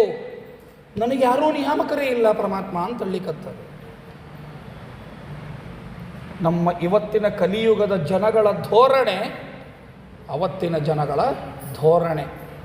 ಇವತ್ತು ನಮಗೆ ಯಾರಾದರೂ ಒಬ್ಬರು ನಮ್ಮ ಮೇಲೆ ಇದ್ದಾರೆ, ನೋಡಲಿಕ್ಕಿದ್ದಾರೆ ಅಂದರೆ ಬಹಳ ಸಿಟ್ಟು ಬರುತ್ತೆ. ಅವರನ್ನು ನಿಂದೆ ಮಾಡ್ತೀವಿ, ತಿರಸ್ಕಾರ ಮಾಡ್ತೀವಿ, ತ್ಯಾಗ ಮಾಡ್ತೀವಿ. ನಮ್ಮ ಮೇಲೆ ಯಾರು ಅಂತನ್ನೋದನ್ನು ನಾವು ಯಾವತ್ತೂ ವಿಚಾರ ಮಾಡೋಂಗಿಲ್ಲ. ಮನೆಯಿಂದ ವಿಚಾರ ಮಾಡ್ಕೋತ ಬರ್ತೀನಿ ನಾನು. ತಂದೆ ತಾಯಿಗಳು ಮಕ್ಕಳಿಗೆ ಏನಾದರೂ ಹೇಳಲಿಕ್ಕೆ ಬಂದರೆ ಮಕ್ಕಳು ತಂದೆ ತಾಯಿಯನ್ನೇ ಬಿಟ್ಟುಕೊಳ್ಳಿಕ್ಕೆ ಸಿದ್ಧರಿರ್ತಾರೋ ಹೊರತು ತಂದೆ ತಾಯಿಗಳು ಹೇಳಲಿಕ್ಕತ್ತಿದ್ದು ಸರಿ ಅದ ಅಂತ ಅನ್ನೋದ್ರ ಬಗ್ಗೆ ಯೋಚನೆ ಮಾಡೋಂಗಿಲ್ಲ. ಸ್ವಚ್ಛಂದ ಜೀವನ ನಮಗೆ ಬೇಕು ಅಂತ ಇಚ್ಛೆ ಪಡ್ತಾರೆ. ನಮ್ಮ ನಿಯಾಮಕರಾಗಿ ನಮ್ಮ ತಂದೆ ತಾಯಿಗಳಿದ್ದಾರೆ ಅನ್ನುವಂತಹ ವಿಚಾರ ಬರೋದನೇ ಇಲ್ಲ. ಅವರು ನಮ್ಮ ನಿಯಾಮಕರು ಅನ್ನುವಂತಹ ಭಾವನೆ ಮಕ್ಕಳಿಗೆ ಬರೋದೇ ಇಲ್ಲ. ಗುರು ಶಿಷ್ಯ ಸಂಬಂಧಕ್ಕೆ ಬಂದಾಗಲೂ ಕೂಡ ಗುರುಗಳು ತಪ್ಪಪ್ಪ ಇದನ್ನು ನೀನು ಮಾಡಬಾರದು ಅಂತ ಹೇಳಿದರೆ ಗುರುಗಳನ್ನೇ ತ್ಯಾಗ ಮಾಡುವ ಮಟ್ಟಕ್ಕೆ ಹೋಗ್ತೀವಿ ಹೊರತು ಗುರುಗಳು ಹೇಳಿದ್ದು ಸರಿಯದ ಅಂತನ್ನುವಂತಹ ವಿಚಾರಕ್ಕೆ ನಾವು ಹೋಗೋದಿಲ್ಲ. ಹೆಸರು ಹೇಳಲಿಕ್ಕೆ ಹೋಗೋದಿಲ್ಲ. ಆ ವಿಡಿಯೋ ಎಲ್ಲ ಕಡೆಗೂ ವೈರಲ್ ಆಯಿತು. ಅವರು ಬಹಳ ದೊಡ್ಡ ವ್ಯಕ್ತಿಗಳು ಹೌದು. ಹೆದರಿಕೆಯಿಂದ ಹೆಸರು ಹೇಳಂಗಿಲ್ಲ ಅಲ್ಲ, ನೆಗೆಟಿವ್ ಬಂದಾಗ ಹೆಸರು ಹೇಳಬಾರದು, ಹೆಸರು ಹೇಳುವುದಿಲ್ಲ ಅಷ್ಟೇ. ವಿಚಾರ ಹೇಳಿದಾಗ ಎಲ್ಲರಿಗೂ ಗೊತ್ತೇ ಆಗ್ತದೆ. ಅದನ್ನು ಹೇಳುತ್ತೀನಿ ಅಂದಾಗ ನನಗೇನು ಯಾರಿಗೂ ಭಯ ಇರುವುದಿಲ್ಲ. ಯಾರೇನು ಬೈಬೇಕಾಗಿಲ್ಲ, ಯಾರೇನು ಹೊಡಿಬೇಕಾಗಿಲ್ಲ. ಒಳ್ಳೆಯದು ಹೇಳಿದ್ರು ಬೈಯೋರಿದ್ದಾರೆ, ಅದಕ್ಕೆ ನಾವು ಸಿದ್ಧರಾಗೇ ಇರ್ತೀವಿ. ಉಪನ್ಯಾಸದ ವೇದಿಕೆ ಒಳಗಿದ್ದಾಗ ಹೊಗಳಿಸ್ಕೊಳ್ಳಿಕ್ಕೂ ಸಿದ್ಧರಿರ್ತೀವಿ, ಬೈಸ್ಕೊಳ್ಳಿಕ್ಕೂ ಸಿದ್ಧರಿರ್ತೀವಿ. ನೆಗೆಟಿವ್ ವಿಷಯಗಳಿದ್ದಾಗ ಹೆಸರು ಹೇಳಬಾರ್ದು ಅಂತ ಅನ್ನೋ ನಿಯಮ ಇರೋದರಿಂದ ಹೆಸರು ಹೇಳುವುದಿಲ್ಲ. ಒಬ್ಬರು ವಿಡಿಯೋ ಭಾಳ ವೈರಲ್ ಆಯಿತು. ಏನು ಕಮೆಂಟ್ಸ್, ಅದಕ್ಕೆ ಒಳ್ಳೆ ಕಮೆಂಟ್ಸು, ಎಲ್ಲರೂ ಬೆಸ್ಟ್ ಬೆಸ್ಟ್ ಬೆಸ್ಟ್ ಬೆಸ್ಟ್ ಅಂತ ಕಮೆಂಟ್ಸ್. ಆದರೆ ಮನಸ್ಸಿಗೆ ಮಾತ್ರ ಬಹಳ ಖೇದವಾದ ಸ್ಟೇಟ್ಮೆಂಟ್ ಅದು. ಎಲ್ಲ ಸ್ವಾಮಿಗಳಿಗೂ ಜಯ ಜಯ ಜಯ ಜಯ ಜಯ ಜಯ ಅನ್ಕೋತ ಹೋಗ್ತೀವಿ. ಆ ಲಿಂಗಾಯತ ಸ್ವಾಮಿಗಳು ನೋಡ್ರಿ ಹೆಂಗೆ ಗುಡಿ ಕಾಲೇಜ್ ಕಟ್ಟಿಸ್ತಾರೆ, ನಮ್ಮವ್ರು ಏನು ಕಟ್ಟಿಸ್ತಾರೆ, ಜಯ ಜಯ ಜಯ ಅನ್ಕೋ ದಿಂಡ್ರಿಕೆ ಉಳುತ್ತೀವಿ ಸ್ವಾಮಿಗಳಿಗೆ. ಏನು ಭಾವನೆ ಬಿತ್ತಲಿಕತ್ತೀರಿ ಸೊಸೈಟಿ ಒಳಗೆ ಬೇಕಲ್ಲ. ಏನು ಇಂಜಿನಿಯರಿಂಗ್ ಕಾಲೇಜು ಮೆಡಿಕಲ್ ಕಾಲೇಜು ಕಟ್ಟಿಸ್ಲಿಕ್ಕಾಗಿ ನಮ್ಮ ಸ್ವಾಮಿಗಳು ಇದ್ದಾರೋ ಅಥವಾ ನಮ್ಮ ಮಾಧ್ವ ಪೀಠಾಧಿಪತಿಗಳು ನಮ್ಮನ್ನು ಧರ್ಮದ ದಾರಿ ಒಳಗೆ ಕರ್ಕೊಂಡು ಹೋಗ್ಲಿಕ್ಕಿದ್ದಾರೋ? ಇಂಜಿನಿಯರಿಂಗ್ ಮೆಡಿಕಲ್ ಕಾಲೇಜು ಕಟ್ಟಲಿಕ್ಕೆ ಬೇಕಾದಷ್ಟು ಲೌಕಿಕವಾಗಿ ಅದ. ಆದರೆ ಧಾರ್ಮಿಕವಾಗಿರ್ತಕ್ಕಂತಹ ಪಾಠ ಪ್ರವಚನವನ್ನು ನಡೆಸಿ ಧರ್ಮ ಮಾರ್ಗದೊಳಗೆ ಹೋಗಿ ಆತ್ಮೋದ್ಧಾರ ಮಾಡೋದು ನಮ್ಮ ಗುರಿ ಅದನೋ, ಲೌಕಿಕವಾಗಿರ್ತಕ್ಕಂತಹ ಸಂಬಳವನ್ನು ತೆಗೆದುಕೊಂಡು ಜೀವನ ಮಾಡುವುದು ನಮ್ಮ ಗುರಿ ಅದನೋ? ಅಂದರೆ ಇವತ್ತಿನ ಯುವಕರಿಗೆ ಭಾವನೆ ಏನು ಬರ್ತದೆ, ಅದು ಸ್ವಾಮಿಗಳು ಬಂದಾಗ ಜೈ ಜೈ ಜೈ ಅನ್ನಬಾರದು, ಅವ್ರ ಹಿಂದಿಂದ ಹೋಗಬಾರದು. ಏನು ಯಾವ ಮಟ್ಟಕ್ಕೆ ಹೊರಟಿವಿ ನಾವು? ಯಾವತ್ತೂ ಅಲ್ಲ, ಯಾವತ್ತೂ ಅಲ್ಲ. ಈ ಭಾವನೆ ಬಂದ್ರೇ ಮಹಾಪಾಪಕರ ಅದು. ನಮ್ಮ ಕುಲಗುರುಗಳು, ಯಾವುದೇ ಪೀಠಾಧಿಪತಿಗಳು ದೊಡ್ಡವರು ಬಂದಾಗ ಅವರು ದೊಡ್ಡವರು, ನಾವು ಚಿಕ್ಕವರು ಅನ್ನೋ ಭಾವನೆಯಿಂದಲೇ ನಾವು ತಪ್ಪು ಮಾಡಿದಾಗ ನಮ್ಮ ಕಿವಿ ಹಿಂಡುವ ಅಧಿಕಾರ ಗುರುಗಳಿಗೆ ಇರುತ್ತದೆ ಅನ್ನುವ ಭಾವನೆ ನನಗಿದ್ದರೆ ನಾನು ಶುದ್ಧ. ಅವ್ರು ಯಾರು ನನಗೆ ಕೇಳೋರು ಅಂತ ಅನ್ನೋ ಭಾವನೆ ಬಂದರೆ, ಏನು ಗುರುಗಳು ಇದನ್ನ ಯಾಕೆ ಮಾಡ್ಲಿಕ್ಕತ್ತೀರಿ, ನೀವು ಅದನ್ನು ಮಾಡಿರಿ ಅಂತ ಹೇಳುವಂತಹ ಭಾವನೆ ನನಗೆ ಬಂದರೆ ಅದು ಮಲಮಾಸ. ಇದಕ್ಕೆ ಭಾವನೆ ಬಂದಿಲ್ಲ, ನಿಯಾಮಕರೇ ಇಲ್ಲ, ಅದಕ್ಕೆ ನಾನು ಮಲಮಾಸ ಅನ್ಲಿಕ್ಕತ್ತದದು. ಇದು ಯಾಕೆ ಮಲ ಆಗಿತ್ತು ಅಂತ ಗೊತ್ತಾಯ್ತಲ್ಲ ಎಲ್ಲರಿಗೂ. ನಿಯಾಮಕರು ಇಲ್ಲ ಅಂದರೆ ಮಲ. ಅಧ್ಯಾತ್ಮದಲ್ಲಿ ನಮಗೆ ಗುರುಗಳು ಇಲ್ಲ ಅಂದರೆ ಮಲ. ಮಲ ಅಂದರೆ ಹೊಲಸು, ತ್ಯಾಜ್ಯ, ತಿರಸ್ಕಾರ. ತಂದೆ ತಾಯಿಗಳು ಇಲ್ಲ ಅಂದರೆ ಮಲ, ಅವರು ನಿಯಾಮಕರಾಗಿ ಇಲ್ಲ ಅಂದರೆ ಕುಟುಂಬದಲ್ಲಿ ಹೇಗೆ ಮಲವೋ, ಅಧ್ಯಾತ್ಮದಲ್ಲಿ ಗುರುಗಳು ಇಲ್ಲ ಅಂದರೆ ಅದು ಮಲ, ಹೊಲಸು, ತ್ಯಾಜ್ಯ. ಅದು ದೇಶದೊಳಗೆ ಪ್ರತಿಯೊಂದು ಸಂದರ್ಭಗಳಲ್ಲಿ ನಮಗೆ ನಿಯಾಮಕರು ಬೇಕು. ಒಂದು ಶಾಲೆ ಲೌಕಿಕವಾಗಿ ತೊಗೊಂಡ್ರಿ ಅಂದರೆ, ಒಂದು ಶಾಲೆಯನ್ನು ತೊಗೊಂಡ್ರಿ ಅಂದರೆ ಆ ಶಾಲೆಗೆ ಒಬ್ಬ ನಿಯಾಮಕ ಪ್ರಿನ್ಸಿಪಾಲ್ ಅಂತ ಇರ್ತಾರೆ ಇಲ್ಲ.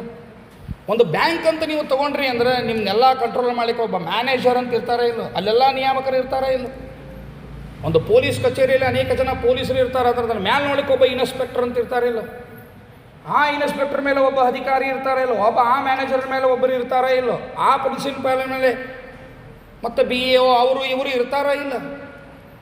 ಇವರೆಲ್ಲ ಹೆದರಿಕೆಯಿಂದಲೇ ಜೀವನ ಮಾಡ್ತಾರೆ ಅಂದಾಗ ಧರ್ಮದೊಳಗೆ ಹೆದರಿಕೆಗೆ ಜೀವನಕ್ಕೆ ಯಾರು ನಿಯಾಮಕರು? ಗುರುಗಳು, ನಿಮ್ಮ ಲೌಕಿಕ ಅಲ್ಲ.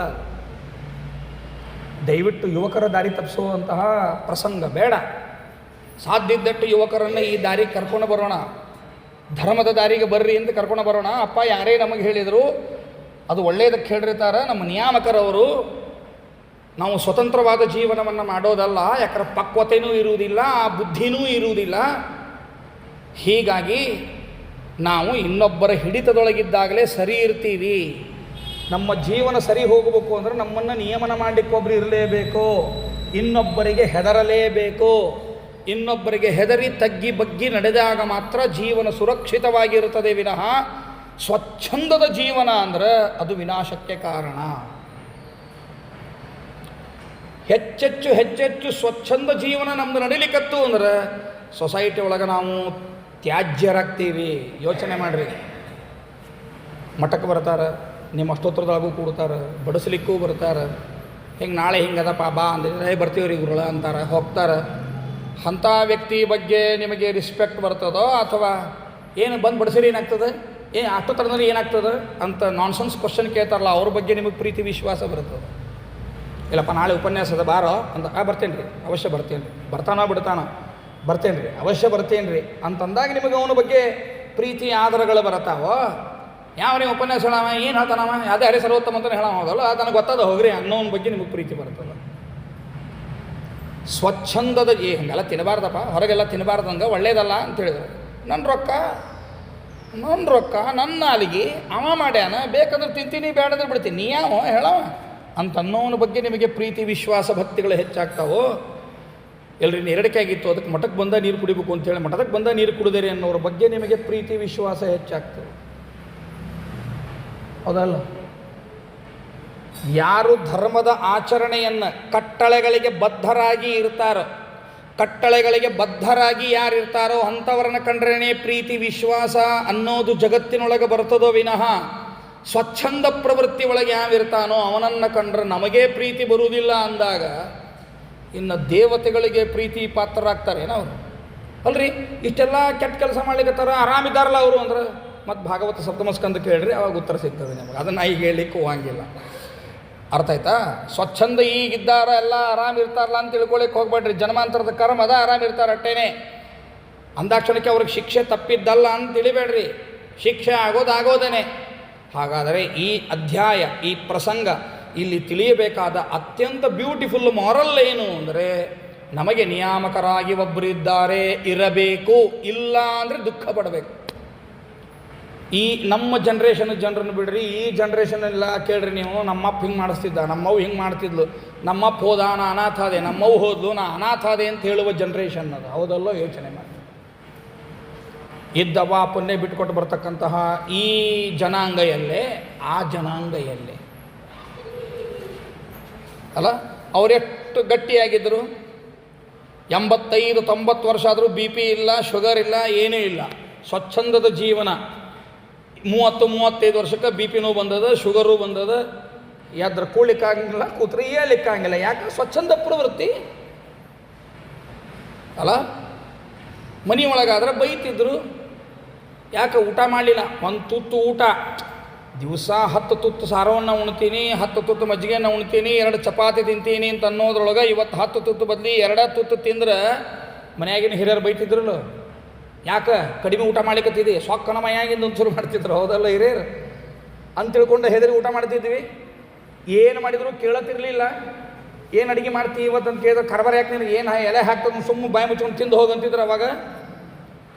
ಈಗ ಹಂಗಲ್ಲ, ಸ್ವಚ್ಛಂದ ಪ್ರವೃತ್ತಿ ಅಂತ ಹೊರಟದ್ದಕ್ಕೆ ನಮ್ಮ ದೇಹ ಎಲ್ಲ ಏನು ಮಾಡ್ಕೊಳಿಕತ್ತೀವಿ, ಕೆಡಿಸಿಕೊಳ್ಳಿಕತ್ತೀವಿ. ನಾವು ಯಾರು ಹಂಗೆ ಅಂದಿದ್ವಿ ನಮ್ಮ ಅಪ್ಪ ಅಮ್ಮಗೆ, ಏನು ಅಡುಗೆ ಮಾಡ್ತೀವಿ ಅಮ್ಮ ಇವಂತ ಏನಾರ ಕೇಳಿದ್ರೆ ಕಡ್ತು ಬೀಳ್ತಿದ್ದವು, ಹೌದಲ್ಲ?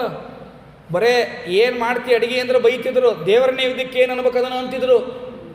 ಅದನ್ನು ಅನ್ನೋ ಶಬ್ದನ ಹೆಂಗೆ ಅನ್ಬೇಕು? ದೇವರ ನೈವೇದ್ಯಕ್ಕೆ ಏನು ಅಡುಗೆ ಅನ್ಬೇಕು, ಊಟಕ್ಕೇನು ಅಡುಗೆ ಅಲ್ಲ. ಅಂದರೆ ಹಿಂಗೆ ತಿತ್ತಿದ್ರೆ ಇಲ್ಲ. ತಿದ್ದೋದ್ರಿಂದ ನಮ್ಮ ದಾರಿ ಸರಿ ಹೋಗಿತ್ತು, ಹೆಲ್ತ್ ಸರಿ ಅದ, ಹೌದಲ್ಲ?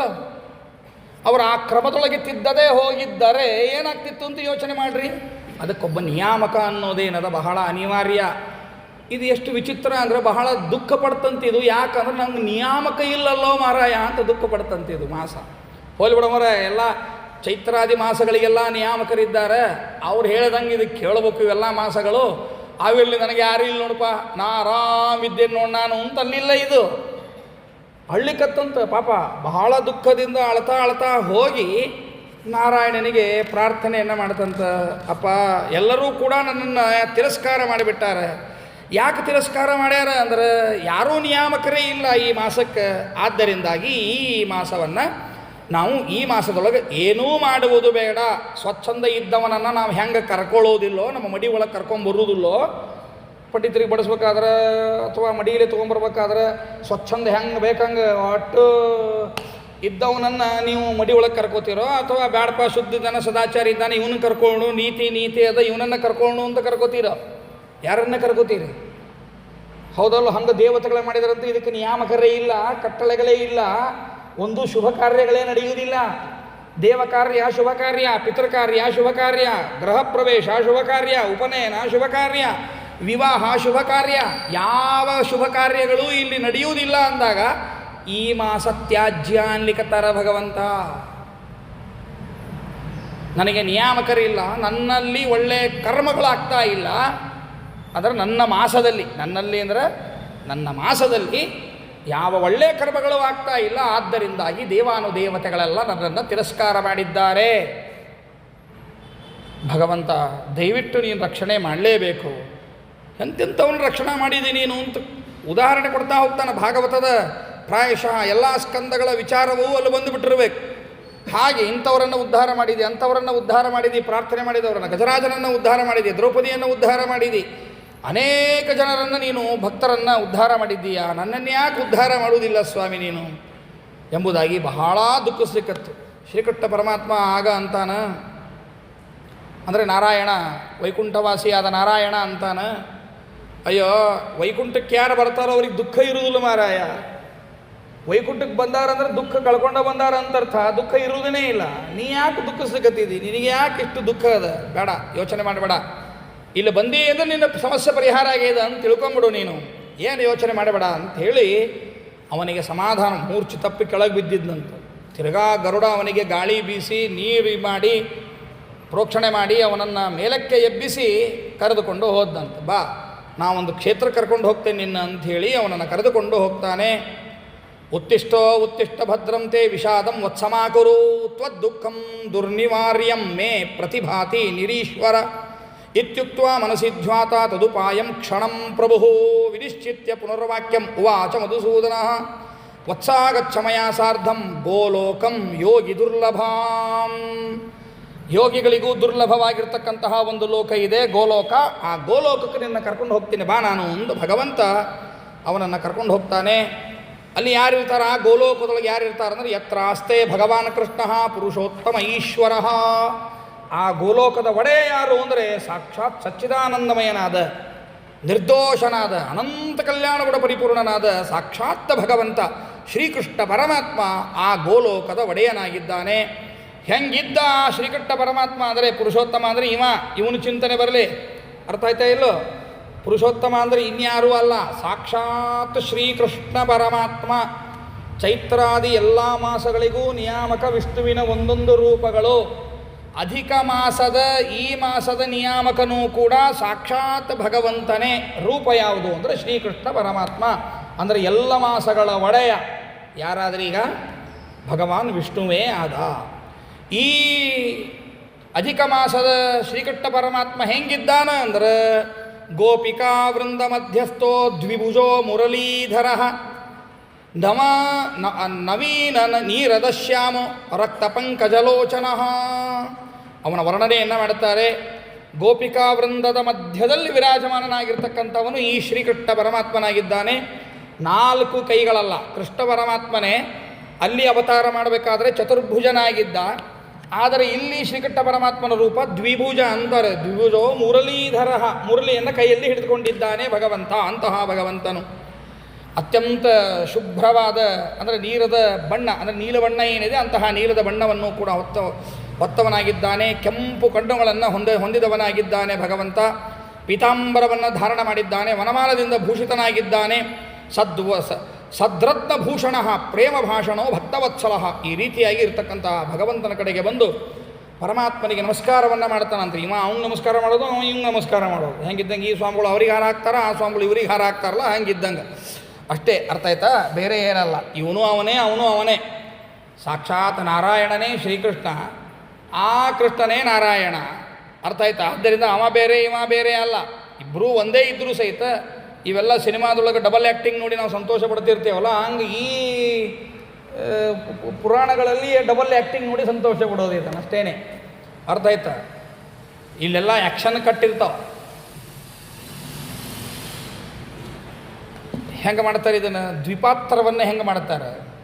ಕಷ್ಟ್ರಿ ಅಪ್ಪಪ್ಪ ಹೆಂಗೆ ರೀ, ಒಂದು ಸ್ಕ್ರೀನ್ನಾಗ ಬರ್ಬೇಕಲ್ಲ ದ್ವಿಪಾತ್ರ, ಅದಕ್ಕೆ ಹೆಂಗೆ ಮಾಡ್ತಾರೆ?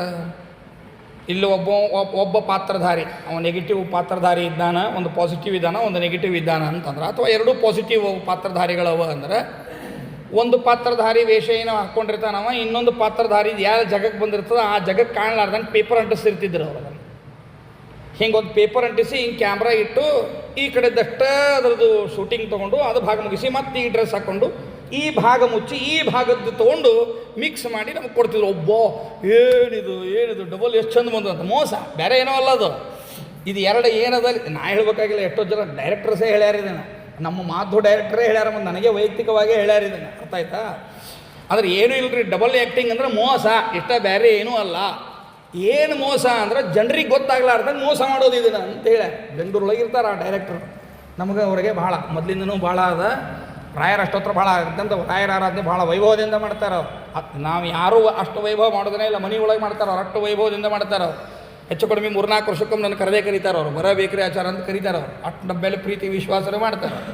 ಅವರು ಹೇಳಿದ್ದಿದ್ದೇನೆ ಅಂದರೆ ಡಬಲ್ ಆ್ಯಕ್ಟಿಂಗ್ ಅಂದರೆ ಏನು ಅಂದ್ರೆ, ನೋಡುಗರು ಪ್ರೇಕ್ಷಕರೇನಿದ್ದಾರೋ ಅವರಿಗೆಲ್ಲ ಮೋಸ ಮಾಡೋದು, ಅದು ಅಷ್ಟೇ, ಬೇರೆ ಏನೂ ಅಲ್ಲ. ಈ ಕಡೆ ಹಾಳಿ ಹಚ್ಚೋದು ಅದನ್ನು ಮಾಡಿಸೋದು, ಈ ಕಡೆ ಹಾಳಿ ಹಚ್ಚೋದು ಅದನ್ನು ಮಾಡಿಸೋದು, ಇಟ್ಟೇನೆ.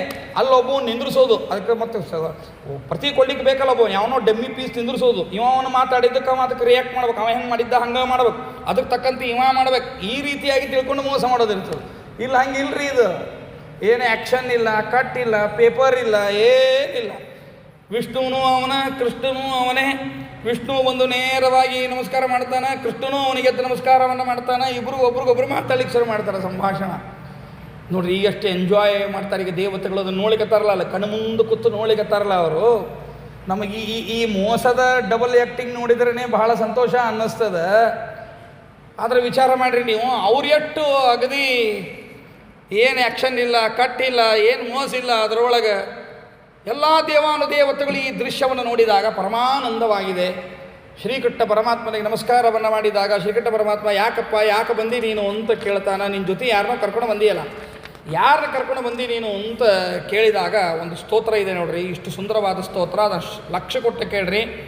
ಆ ಸ್ತೋತ್ರವನ್ನು ಕೇಳಿದರೆ ಏನು ಲಾಭ ಅನ್ನೋದನ್ನು ಹೇಳ್ತಾರೆ. ಅಂದರೆ ವಿಷ್ಣುಕೃತ ವಿಷ್ಣು ಸ್ತುತಿ ಅಂದಂಗಿದೆ ಒಂದು ಅರ್ಥದೊಳಗೆ. ವಿಷ್ಣುಕೃತ ವಿಷ್ಣು ಸ್ತುತಿ ಅಂದರೆ ಶ್ರೀಕೃಷ್ಣ ಪರಮಾತ್ಮನ ಸ್ತುತಿ ವಿಷ್ಣು ಮಾಡಿದ್ದು. ಏನಂತಾನ? ಒಂದೇ ವಿಷ್ಣುಂ ಗುಣಾತೀತಂ ಗೋವಿಂದಂ ಏಕಮಕ್ಷರಂ ಅವ್ಯಕ್ತಂ ಅವ್ಯಯಂ ವ್ಯಕ್ತಂ ಗೋಪವೇಶ ವಿಧಾಯಿನಂ ಕಿಶೋರ ವಯಸಂ ಶಾಂತಂ ಗೋಪೀಕಾಂತಂ ಮನೋಹರಂ ನವೀನ ನೀರದಶ್ಯಾಮಂ ಕೋಟಿಕಂದರ್ಪ ಸುಂದರಂ ವೃಂದಾವನ ವನಾಭ್ಯಂತೆ ರಾಸಮಂಡಲ ಸಂಸ್ಥಿತಂ ಲಸತ್ಪೀತ ಪಟಂ ಸೌಮ್ಯಂ ತ್ರಿಭಂಗಲಲಿತಾಕೃತಿಂ ರಾಸೇಶ್ವರಂ ರಾಸವಾಸಂ ರಾಸೋಲ್ಲಾಸಮುತ್ಸಕಂ ದ್ವಿಭುಜಂ ಮುರಳೀಹಸ್ತಂ ಪೀತವಾಸಸಮಚ್ಯುತಂ ಇತ್ಯೇವಂ ಮುಕ್ತ್ವಾ ತಂ ನತ್ವಾ ರತ್ನಸಿಂಹಾಸನೇ ವರೆ ಪಾರ್ಷಿತೈಃ ಸತ್ಕೃತೋ ವಿಷ್ಣು ಸೌವಾಚ ತದಾಜ್ಞೆಯ. ಈ 5 ಶ್ಲೋಕಗಳ ಸ್ತೋತ್ರವನ್ನು ವಿಷ್ಣು ಕೃಷ್ಣನಿಗೆ ಮಾಡಿದಾಗ ಯಾರು ಈ ಸ್ತೋತ್ರವನ್ನು ಮುಂದಿನ ಕೇಳ್ರಿ. ನಾರಾಯಣ ವಾಚ ಇತಿ ವಿಷ್ಣು ಕೃತಂ ಸ್ತೋತ್ರಂ ಪ್ರಾತರುತ್ಥಾಯ ಪಠೇತ್. ಯಾರು ಬೆಳಿಗ್ಗೆ ಎದ್ದ ತಕ್ಷಣವೇ ಈ ಸ್ತೋತ್ರವನ್ನು ಪಠಣೆ ಮಾಡ್ತಾರೋ, ಶ್ರವಣವನ್ನು ಮಾಡ್ತಾರೋ, ಪಾಪಾನಿ ತಸ್ಯ ನಶ್ಯಂತಿ, ಅವರ ಪಾಪಗಳೆಲ್ಲ ನಾಶ ಆಗ್ತಾವ. ಅಷ್ಟೇ ಅಲ್ಲ, ದುಸ್ವಪ್ನ ಸತ್ಫಲಪ್ರದ, ಬಿದ್ದಿರ್ತಕ್ಕಂತಹ ಕೆಟ್ಟ ಕನಸು ಕೆಟ್ಟ ಫಲ ಕೊಡೋದು ಬಿಟ್ಟು ಒಳ್ಳೆ ವಿರುದ್ಧವಾದ ಒಳ್ಳೆ ಫಲ ಕೊಡ್ತಾವಂತೆ. ಏನಾದರೂ ಕೆಟ್ಟ ಕನಸು ಬಿದ್ದಿತ್ತು ಅಂದರೆ ಗಜೇಂದ್ರ ಮೋಚನದ ಕಥೆಯನ್ನು ಸ್ಮರಣೆ ಮಾಡಬೇಕು.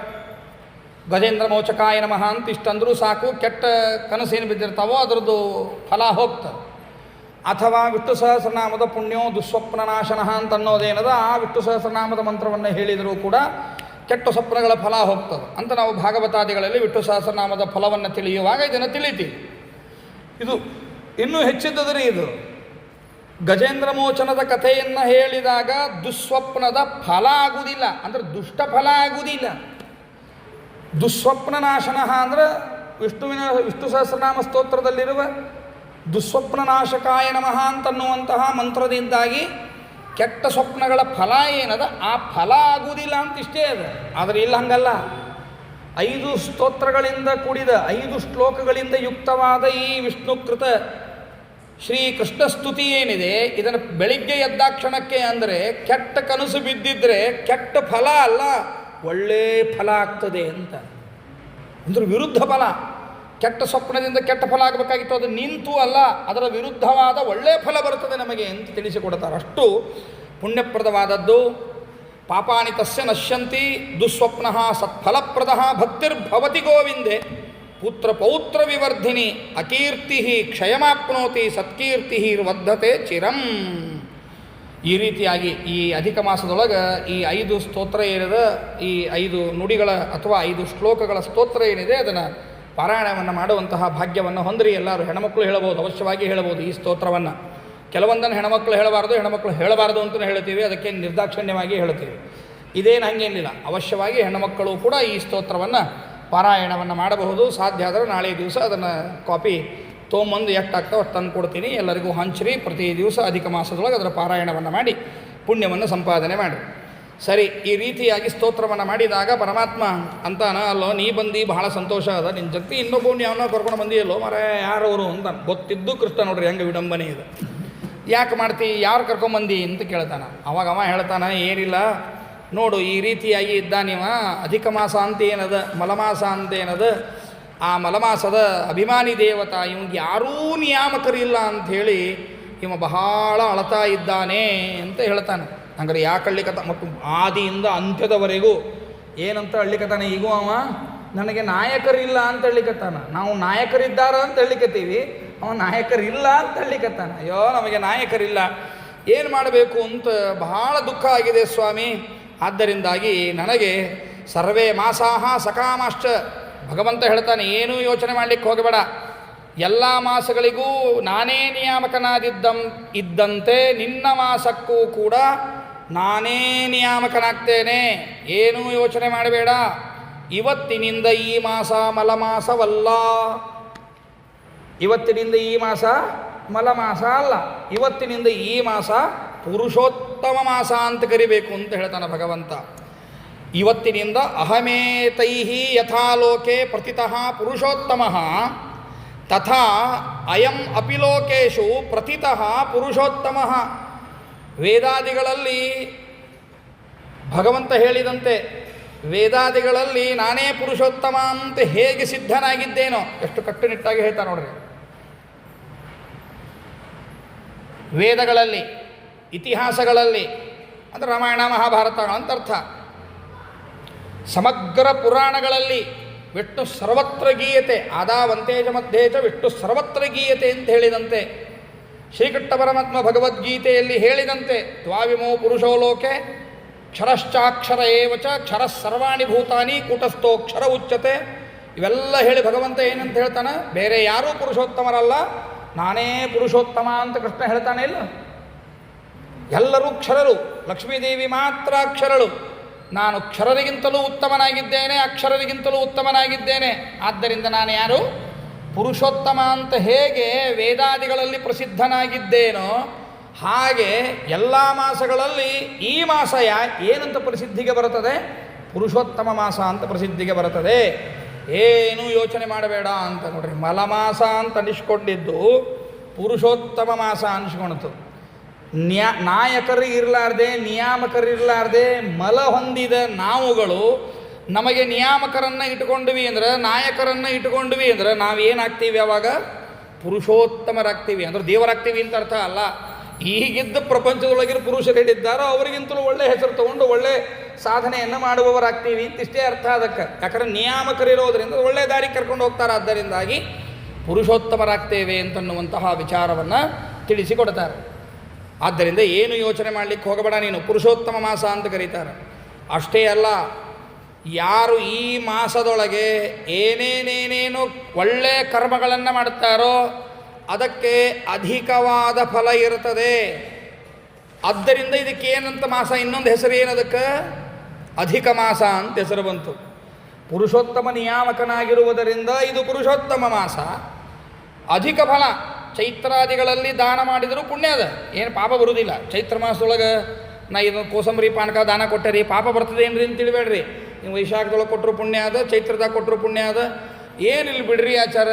ಶ್ರಾವಣ ಮಾಸದಾಗ ಬಿಸಿಲು ಜಾಸ್ತಿ ಇತ್ತು, ಪಾಪ ಶೆಕೆಯಿಂದ ಬಂದಿದ್ದ ಬ್ರಾಹ್ಮಣ ಅವ್ನು ಕೋಸಂಬರಿ ಪಾನಕ ಕೊಟ್ಟರಿ, ನಾ ಪಾಪ ಬರ್ತೇನ್ರಿ ಮತ್ತೆ ಅಂತ ಅನ್ಬೇಡ್ರಿ, ಅವಾಗೂ ಪುಣ್ಯನೇ ಬರುತ್ತೆ. ಅರ್ಥ ಆಯ್ತಾ ಇಲ್ಲ? ಪಾಪ ಯಾವ ಕಾಲದಾಗ ಏನದನೋ ಅದನ್ನು ಕೊಟ್ಟಿರಿ, ಅದರಿಂದ ಪುಣ್ಯನೇ ಬರ್ತದೆ, ಇಲ್ಲ ಅಂತಲ್ಲ. ಆದರೆ ಆವಾಗ ಎಷ್ಟು ಪುಣ್ಯ ಬರುತ್ತಿತ್ತೋ, ವೈಶಾಖದೊಳಗೆ ಕೋಸಂಬರಿ ಪಾನಕ ಕೊಟ್ಟರೆ ನಿಮಗೇನು ಪುಣ್ಯ ಬರಬೇಕೋ ಅವ ಎಷ್ಟು ಬಂತೋ ಅದಕ್ಕಿಂತ ಅಧಿಕವಾದ ಪುಣ್ಯ ಈ ಅಧಿಕ ಮಾಸದೊಳಗೆ ದಾನ ಮಾಡಿದಾಗ ಬರ್ತದೆ. ಆದ್ದರಿಂದಾಗಿ ಅಧಿಕಸ್ಯ ಅಧಿಕಂ ಫಲಂ. ಜಪವನ್ನು ಮಾಡೋದು. ಉಳಿದ ಮಾಸಗಳಲ್ಲಿ ಜಪ ಮಾಡಿದರೆ ಪುಣ್ಯನೇ ಅದ, ಪಾಪ ಇಲ್ಲ, ಪುಣ್ಯನೇ ಇದೆ ಜಪ ಮಾಡಿದ. ಅಧಿಕ ಮಾಸದಲ್ಲಿ ಹೆಚ್ಚು ಜಪ ಮಾಡಿದಾಗ ಇನ್ನೂ ಹೆಚ್ಚಿನ ಪುಣ್ಯ. ದಾನಗಳೂ ಕೂಡ ಉಳಿದ ಮಾಸಗಳಲ್ಲಿ ಮಾಡಿದ ದಾನಕ್ಕಿಂತಲೂ ಕೂಡ ಹೆಚ್ಚು ದಾನ ಈ ಮಾಸದಲ್ಲಿ ಮಾಡಿದಾಗ ಬರ್ತದೆ. ಏನು ಭಾಳ ಕಾಸ್ಟ್ಲಿನೂ ಏನಿಲ್ಲ. ಅದನ್ನು ಸುಳ್ಳೋ ಒಂದು ಕನ್ನಡದೊಳಗೆ ಒಂದು ಗಾದೆ ಮಾತು ಬಂದ್ಬಿಟ್ಟಿದ್ರಿ, ಬರಗಾಲದಾಗ ಅಧಿಕ ಮಾಸ ಬಂದಂಗೆ ಅಂತ. ಅದು ಬಹಳ ಜನ ಅಂತಾರೆ, ಅದನ್ನು ಬರಗಾಲದಾಗ ಅಧಿಕ ಮಾಸ ಬಂದಂಗೆ ಇದೇನ್ರಿ ಇದು ಅಂತ ಅಂತಾರೆ. ಖರೆ ಅಧಿಕ ಮಾಸದ್ದೇನು ಕಾಸ್ಟ್ಲಿ ಇಲ್ಲೇ ಇಲ್ಲ. ಅದು ಏನು ಬಂಗಾರ ಕೊಡ್ರಿ ಅಂತ ಕೇಳಿದ, ಬೆಳ್ಳಿ ಕೊಡ್ರಿ ಅಂತ ಕೇಳ್ತದ. ಅಧಿಕ ಮಾಸದೊಳಗೆ ಏನು ಕೇಳಿಲ್ಲ. ಅದನ್ನು 33 ಅಪೂಪಗಳನ್ನು ಕೊಡ್ರಿ ಅಂತ ಹೇಳ್ಯದ. ತುಟ್ಟಿ ಆದದ ಮಾವಿನ ಹಣ್ಣು ತೊಗೊಂಡು 700 ರೂಪಾಯಿ 800 ರೂಪಾಯಿ ಡಜನ್ ಇದ್ದು ಮಾವಿನ ಹಣ್ಣು ತೊಗೊಂಡು ತಿನ್ಲಿಕ್ಕೆ ನಮಗೇನು ಕೆಟ್ಟ ಅನಿಸೋದಿಲ್ಲ.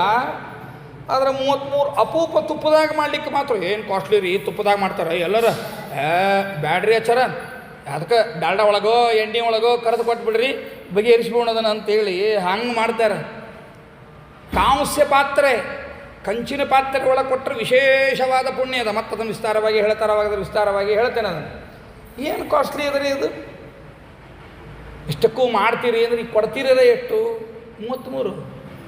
ಅದಕ್ಕಿಂತ ಹೆಚ್ಚೇನಲ್ಲ. ಭಾಳ ಅಂದರೆ ಇನ್ನೊಂದು ನೈವೇದ್ಯಕ್ಕೆ ಇಟ್ಟಿರ್ತೀರಿ ಅಂತ ಅದೊಂದು 34 35 ಇರೋದಿಲ್ಲ. ಹೌದಲ್ಲ? ನಾವು ಹೆಂಗೆ ಮಾಡಿರ್ತೀವಿ ಅಂದ್ರೆ 33 ಕರೆಯೋದೇನದ ಅದನ್ನು ಎಣ್ಣೆ ಒಳಗೆ ಕರೆದು ಅದನ್ನು ಕೊಟ್ಟಿರ್ತೀವಿ. ನಮಗಂತ ಮಾಡ್ಕೋತೀವಲ್ಲ, ಅದನ್ನು ತುಪ್ಪದಾಗ ಕರೆದು ಮಾಡ್ಕೊಂಡು ಇಟ್ಕೊಂಡಿರ್ತೀವಿ. ಅಥವಾ ನಮ್ಮ ಮಳೆಯಾಗ ಕೊಡಬೇಕು ಅಂತಿತ್ತು ಅಂದ್ರೆ ತುಪ್ಪದಾಗಿರ್ತದೆ. ಉಣೆಗಿನ ಆಚಾರ್ಯಕ್ಕೆ ಕೊಟ್ಟರೆ ಅಥವಾ ರಾಯರ ಮಠದ ಅರ್ಚಕರಿಗೆ ಕೊಟ್ಟರೆ ಆತು ಅಂದ್ರೆ ಡಾಲ್ಡಾದು ಬಂದಿರ್ತದೆ ಅಥವಾ ಎಣ್ಣೆದು ಬಂದಿರ್ತದೆ. ಹೌದಲ್ಲ? ನಿರಂಜನ ದೀಪದಾನ ಮಾಡಬೇಕು. ಇದ್ರೊಳಗೆ ಹೇಳ್ತಾರೆ ದೀಪದಾನದ ಮಹತ್ವವನ್ನು ಮುಂದೆ ಹೇಳ್ತಾರೆ. ಬೆಳ್ಳಿ ದೀಪದಾನ ಕೊಡಬೇಕಾಗಿತ್ತು, ನಮ್ಮ ಮಳೆಯಾಗ ಕನ್ಯಾನ ಕೊಟ್ಟಿವಂತ ಒಂದು ಬೆಳ್ಳಿ ನಿರಂಜನ ಕೊಡಲಿಕ್ಕೆ ಏನ್ರಿ ಅಂತ ಭಾವನೆ ಬರ್ತಾವೆ. ಇನ್ನು ಪುರೋಹಿತರಿಗೆ ಓಣೆಗಿನ ಬ್ರಾಹ್ಮಣರಿಗೆ ಕೊಡಬೇಕಾದ್ರೆ ಪಣತಿ ದೀಪಾವಳಿ ನಿಮ್ಗೆ ಅನುಕೂಲ ಆಗ್ತದೆ ಅಚ್ಚರ ಹಚ್ಚಲಿಕ್ಕೆ ತಗೋರಿ ಅಂತೇಳಿ ಮಣ್ಣಿನ ಪಣತಿ ಒಳಗೆ ದೀಪ ಹಚ್ಚಿ ಕೊಡ್ತೀವಿ ನಾವು ಅಲ್ಲ.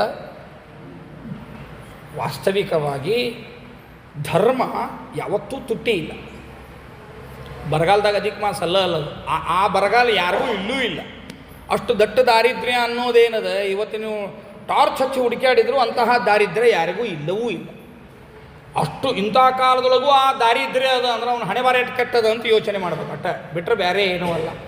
ಯಾರಿಗಂತಹ ದಾರಿದ್ರ್ಯ ಬರ್ತದೆ ಅಂದ್ರೆ ಅದನ್ನು ಈ ಪುರಾಣನೇ ಹೇಳ್ತದೆ. ಯಾರು ಅಧಿಕ ಮಾಸವನ್ನು ಮಾಡಿರುವುದಿಲ್ಲ ಹೋದ ಜನ್ಮದೊಳಗೆ ಅವರಿಗೆ ಈ ದಾರಿದ್ರ್ಯ ಬರ್ತದೆ. ಅಧಿಕ ಮಾಸವನ್ನು ಯಾರು ತಿರಸ್ಕಾರ ಮಾಡ್ತಾರೆ ಅದರದ್ದು ಪ್ರಭಾವದ ಕಥೆಯನ್ನು ಹೇಳ್ತಾರೆ, ಮುಂದಿನ ಅಧ್ಯಾಯಗಳಲ್ಲಿ ಬರ್ತದೆ. ಯಾರು ಅಧಿಕ ಮಾಸವನ್ನು ತಿರಸ್ಕಾರ ಮಾಡ್ತಾರೆ ಅಥವಾ ಅಧಿಕ ಮಾಸದ ಆಚರಣೆಯನ್ನು ಮಾಡುವುದಿಲ್ಲ ಅಂಥವರಿಗೆ ದಟ್ಟ ದಾರಿದ್ರ್ಯ ಬರುತ್ತದೆ. ಮತ್ತೊಬ್ಬರನ್ನು ಅವಲಂಬಿಸಿ ಜೀವನ ಮಾಡುವ ಪ್ರಸಂಗ ಬರುತ್ತದೆ. ಮತ್ತೊಬ್ಬರನ್ನು ಅವಲಂಬಿಸಲೇಬೇಕು, ಇಲ್ಲ ಅಂತ ಇಲ್ಲವೇ ಇಲ್ಲ.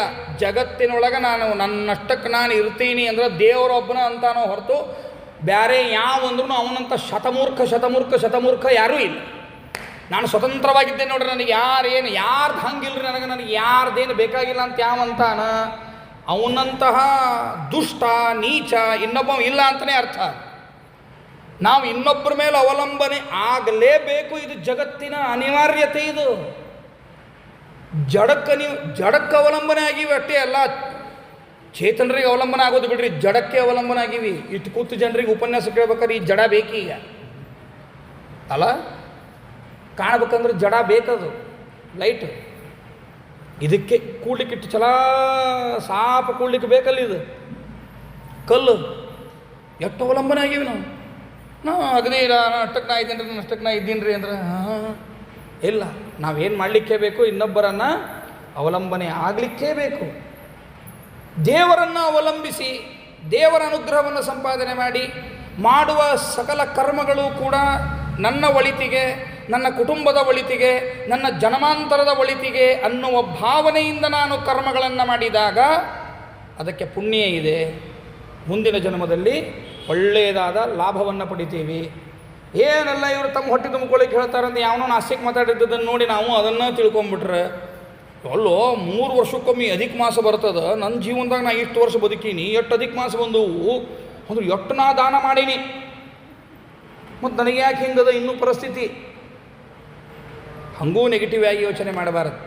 ಈ ಜನ್ಮದಲ್ಲಿ ಮಾಡಿದ್ದಕ್ಕೆ ಮುಂದಿನ ಜನ್ಮದಲ್ಲಿ ಫಲ ಇರ್ತದೆ ಯಾವಾಗಲೂ. ಅರ್ಥ ಆಯ್ತಾ? ಪಕ್ಕಾ ಫಲ ಅದ. ಭಗವಂತ ಹೇಳ್ತಾನೆ, ಮುಂದೆ ಆ ಶ್ಲೋಕವನ್ನೇ ಓದಿ ತೋರಿಸ್ತೇನೆ. ಭಗವಂತ ಹೇಳ್ತಾನೆ ಅದನ್ನು, ಪಕ್ಕಾ ಫಲ ಅದ, ಎಂದೂ ನಿಷ್ಫಲ ಇಲ್ಲ ಅಂತ, ನಿಷ್ಫಲ ಆಯಿತು ಅಂತ ಇಲ್ಲವೇ ಇಲ್ಲ, ಪಕ್ಕಾ ಫಲ ಅದ. ಆದರೆ ಜನ್ಮಾಂತರಗಳಲ್ಲಿ ಒಳ್ಳೆಯ ಫಲ ಇರ್ತದೆ. ಇವತ್ತು ಅಂತಹ ದಟ್ಟ ದರಿದ್ರನ್ನು ನೋಡ್ತೀವಿ ಅಂತಂದ್ರೆ ಜನ್ಮಾಂತರಗಳಲ್ಲಿ ಅವನು ಅಧಿಕ ಮಾಸವನ್ನು ತಿರಸ್ಕಾರ ಮಾಡಿರ್ತಾನೆ, ಅಧಿಕ ಮಾಸದ ಆಚರಣೆಯನ್ನು ಮಾಡಿರುವುದಿಲ್ಲ.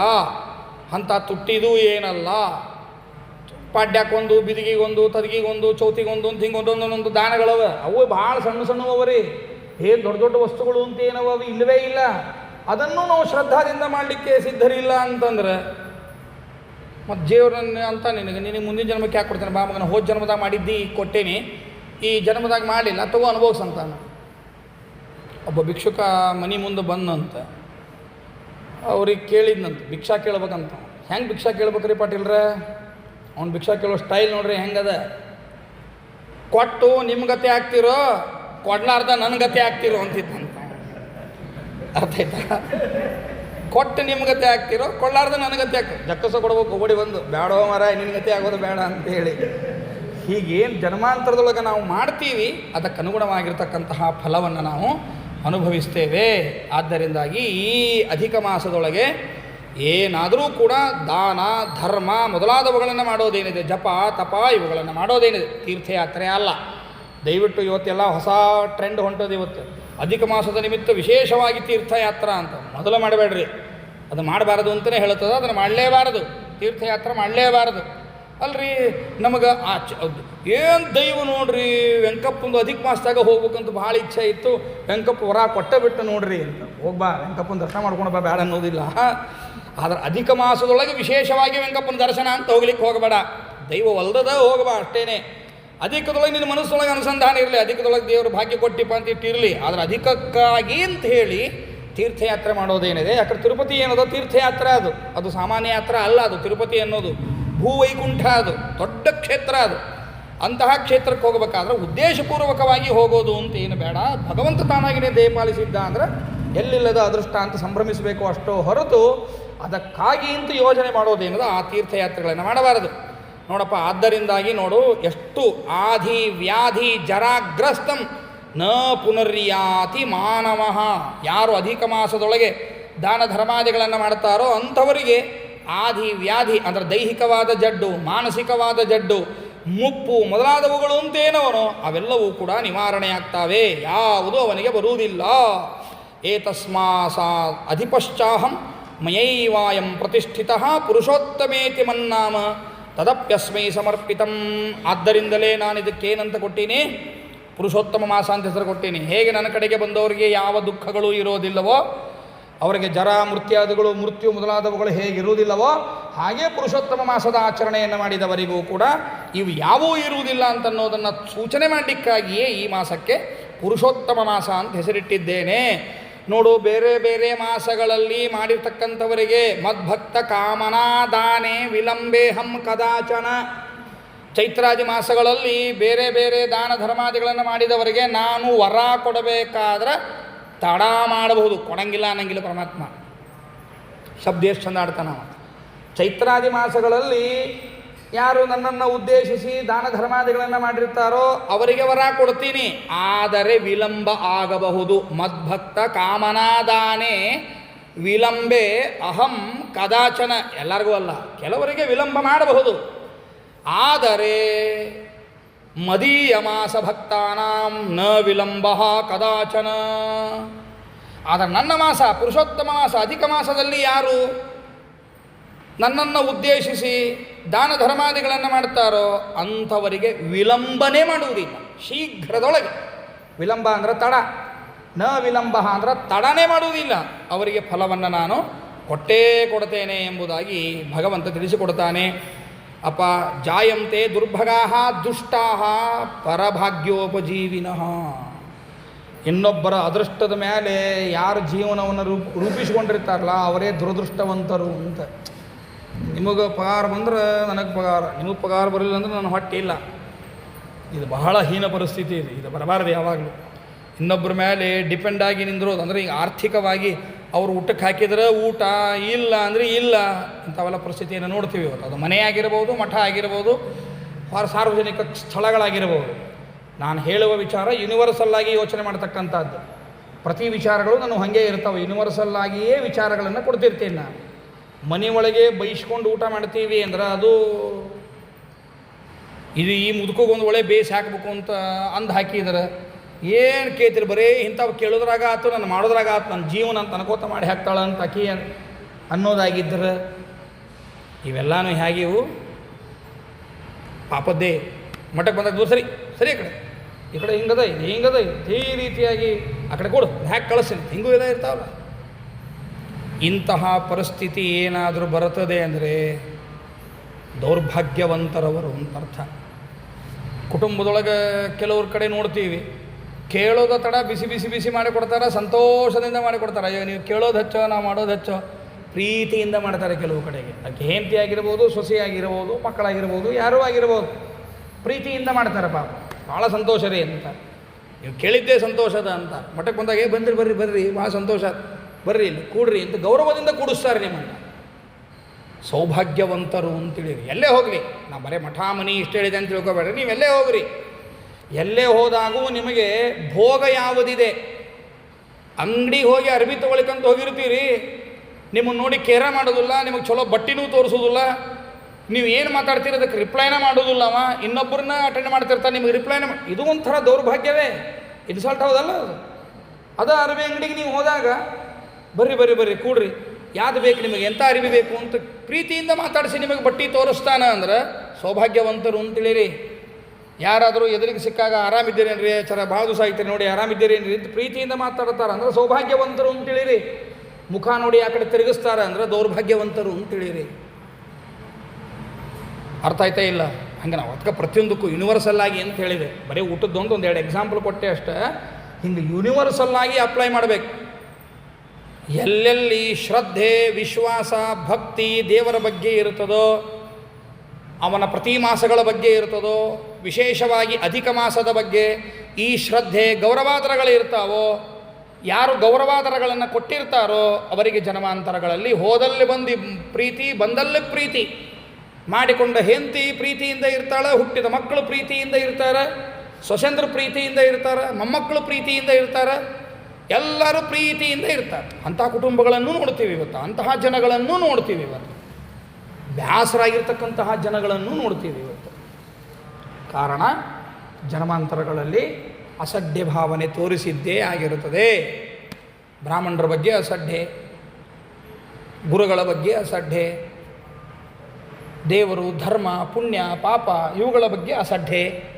ಅದು ದೊಡ್ಡ ಫ್ಯಾಷನ್ ಅಂದ್ಕೊಂಡೀವಿ ನಾವು. ಅದು ಫ್ಯಾಷನ್ ಅಲ್ಲ, ಅದು ನಮ್ಮ ಅವನತಿ. ಅದು ಯಾರದ ಬಗ್ಗೆ ಅಸಡ್ಡೆ ಭಾವನೆ ನನ್ನೊಳಗೆ ಮೂಡ್ಲಿಕ್ಕತ್ತು ಅಂದ್ರೆ ನಾನು ಡೌನ್ ಆಗ್ಲಿಕ್ಕತ್ತೀನಿ ಅಂತ ಅರ್ಥ ಮಾಡ್ಕೊಳ್ಬೇಕು. ಅದು ಯಾರೂ ಆಗಿರ್ಬೋದು. ಉತ್ತಮ ವ್ಯಕ್ತಿಗಳ ಬಗ್ಗೆ ಅಂತೂ ಸುತರಾಂ, ನನಗಿಂತ ಉತ್ತಮ ವ್ಯಕ್ತಿಗಳ ಬಗ್ಗೆ ನನ್ನೊಳಗೆ ಮನಸ್ಸಿನೊಳಗೆ ಅಸಡ್ಡೆ ಭಾವನೆ ಮೂಡ್ಲಿಕ್ಕತ್ತದ ಅಂತ ಆದ್ರೆ ಸಾಕು, ನಾನು ಅವನತಿಗೆ ಹೊರಟೀನಿ ಅಂತಲೇ ಅರ್ಥ. ಅದು ಅವ್ರಿಗೇನು ನುಕ್ಸಾನ ಇರುವುದಿಲ್ಲ. ಸೂರ್ಯಕ್ಕಲ್ಲಿ ಹೊಡೆದ್ರೆ ಸೂರ್ಯಾಗೇನು ಬೀಳುವುದಿಲ್ಲ, ಹೊಳ್ಳಿ ನಮ್ಮ ಮೇಲೆ ಬೀಳೋದು, ಹೌದಲ್ಲ? ಆದ್ದರಿಂದಾಗಿ ಬಹಳ ಎಚ್ಚರಿಕೆಯಿಂದ ಜೀವನವನ್ನು ಮಾಡಬೇಕಾದ ಸಂದರ್ಭ ಇದೆ. ಭಗವಂತ ಹೇಳ್ತಾನೆ, ಯಾರು ಈ ರೀತಿಯಾಗಿ ಮಾಡ್ತಾರೋ, ಅಕಸ್ಮಾತ್ತಾಗಿ ಮಾಡದೇ ಹೋಗಿದ್ದರೆ, ತಿರಸ್ಕುರ್ವಂತಿಯೇ ಮೂಢಾಃ ಮಲಮಾಸಂ ಮಮ ಪ್ರಿಯಂ ನಾಚರಿಷ್ಯಂತಿಯೇ ಧರ್ಮಂ ತೇ ಸದಾ ನಿರಯಾಲಯಾಃ. ಎಲ್ಲಿ ಹೋಗ್ತಾರೆ ಅವರು ಅಂತ ಭಗವಂತ ಹೇಳ್ತಾನೆ ನೋಡ್ರಿ. ಪುರುಷೋತ್ತಮ ಮಾಸಾದ್ಯ ವರ್ಷೇ ವರ್ಷೇ ತೃತೀಯಕ್ಕೆ 3 ವರ್ಷಗಳಿಗೊಮ್ಮೆ ಇದು ಬರ್ತದಪ್ಪ.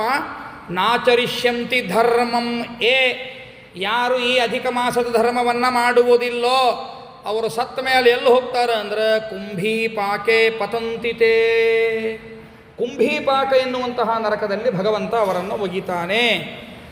ಅಲ್ಲಿ ಒಗದ ಹೋದರು, ಅಲ್ಲಿ ಬಿದ್ದರು, ಅನುಭವಿಸಿದ್ರು, ಎದ್ದು ಬಂದರು ಅಂತ ಅನ್ಬೇಡ್ರಿ. ಎದ್ದು ಬಂದ ಮೇಲೆ ಎಲ್ಲರಿಂದಲೂ ತಿರಸ್ಕೃತರು.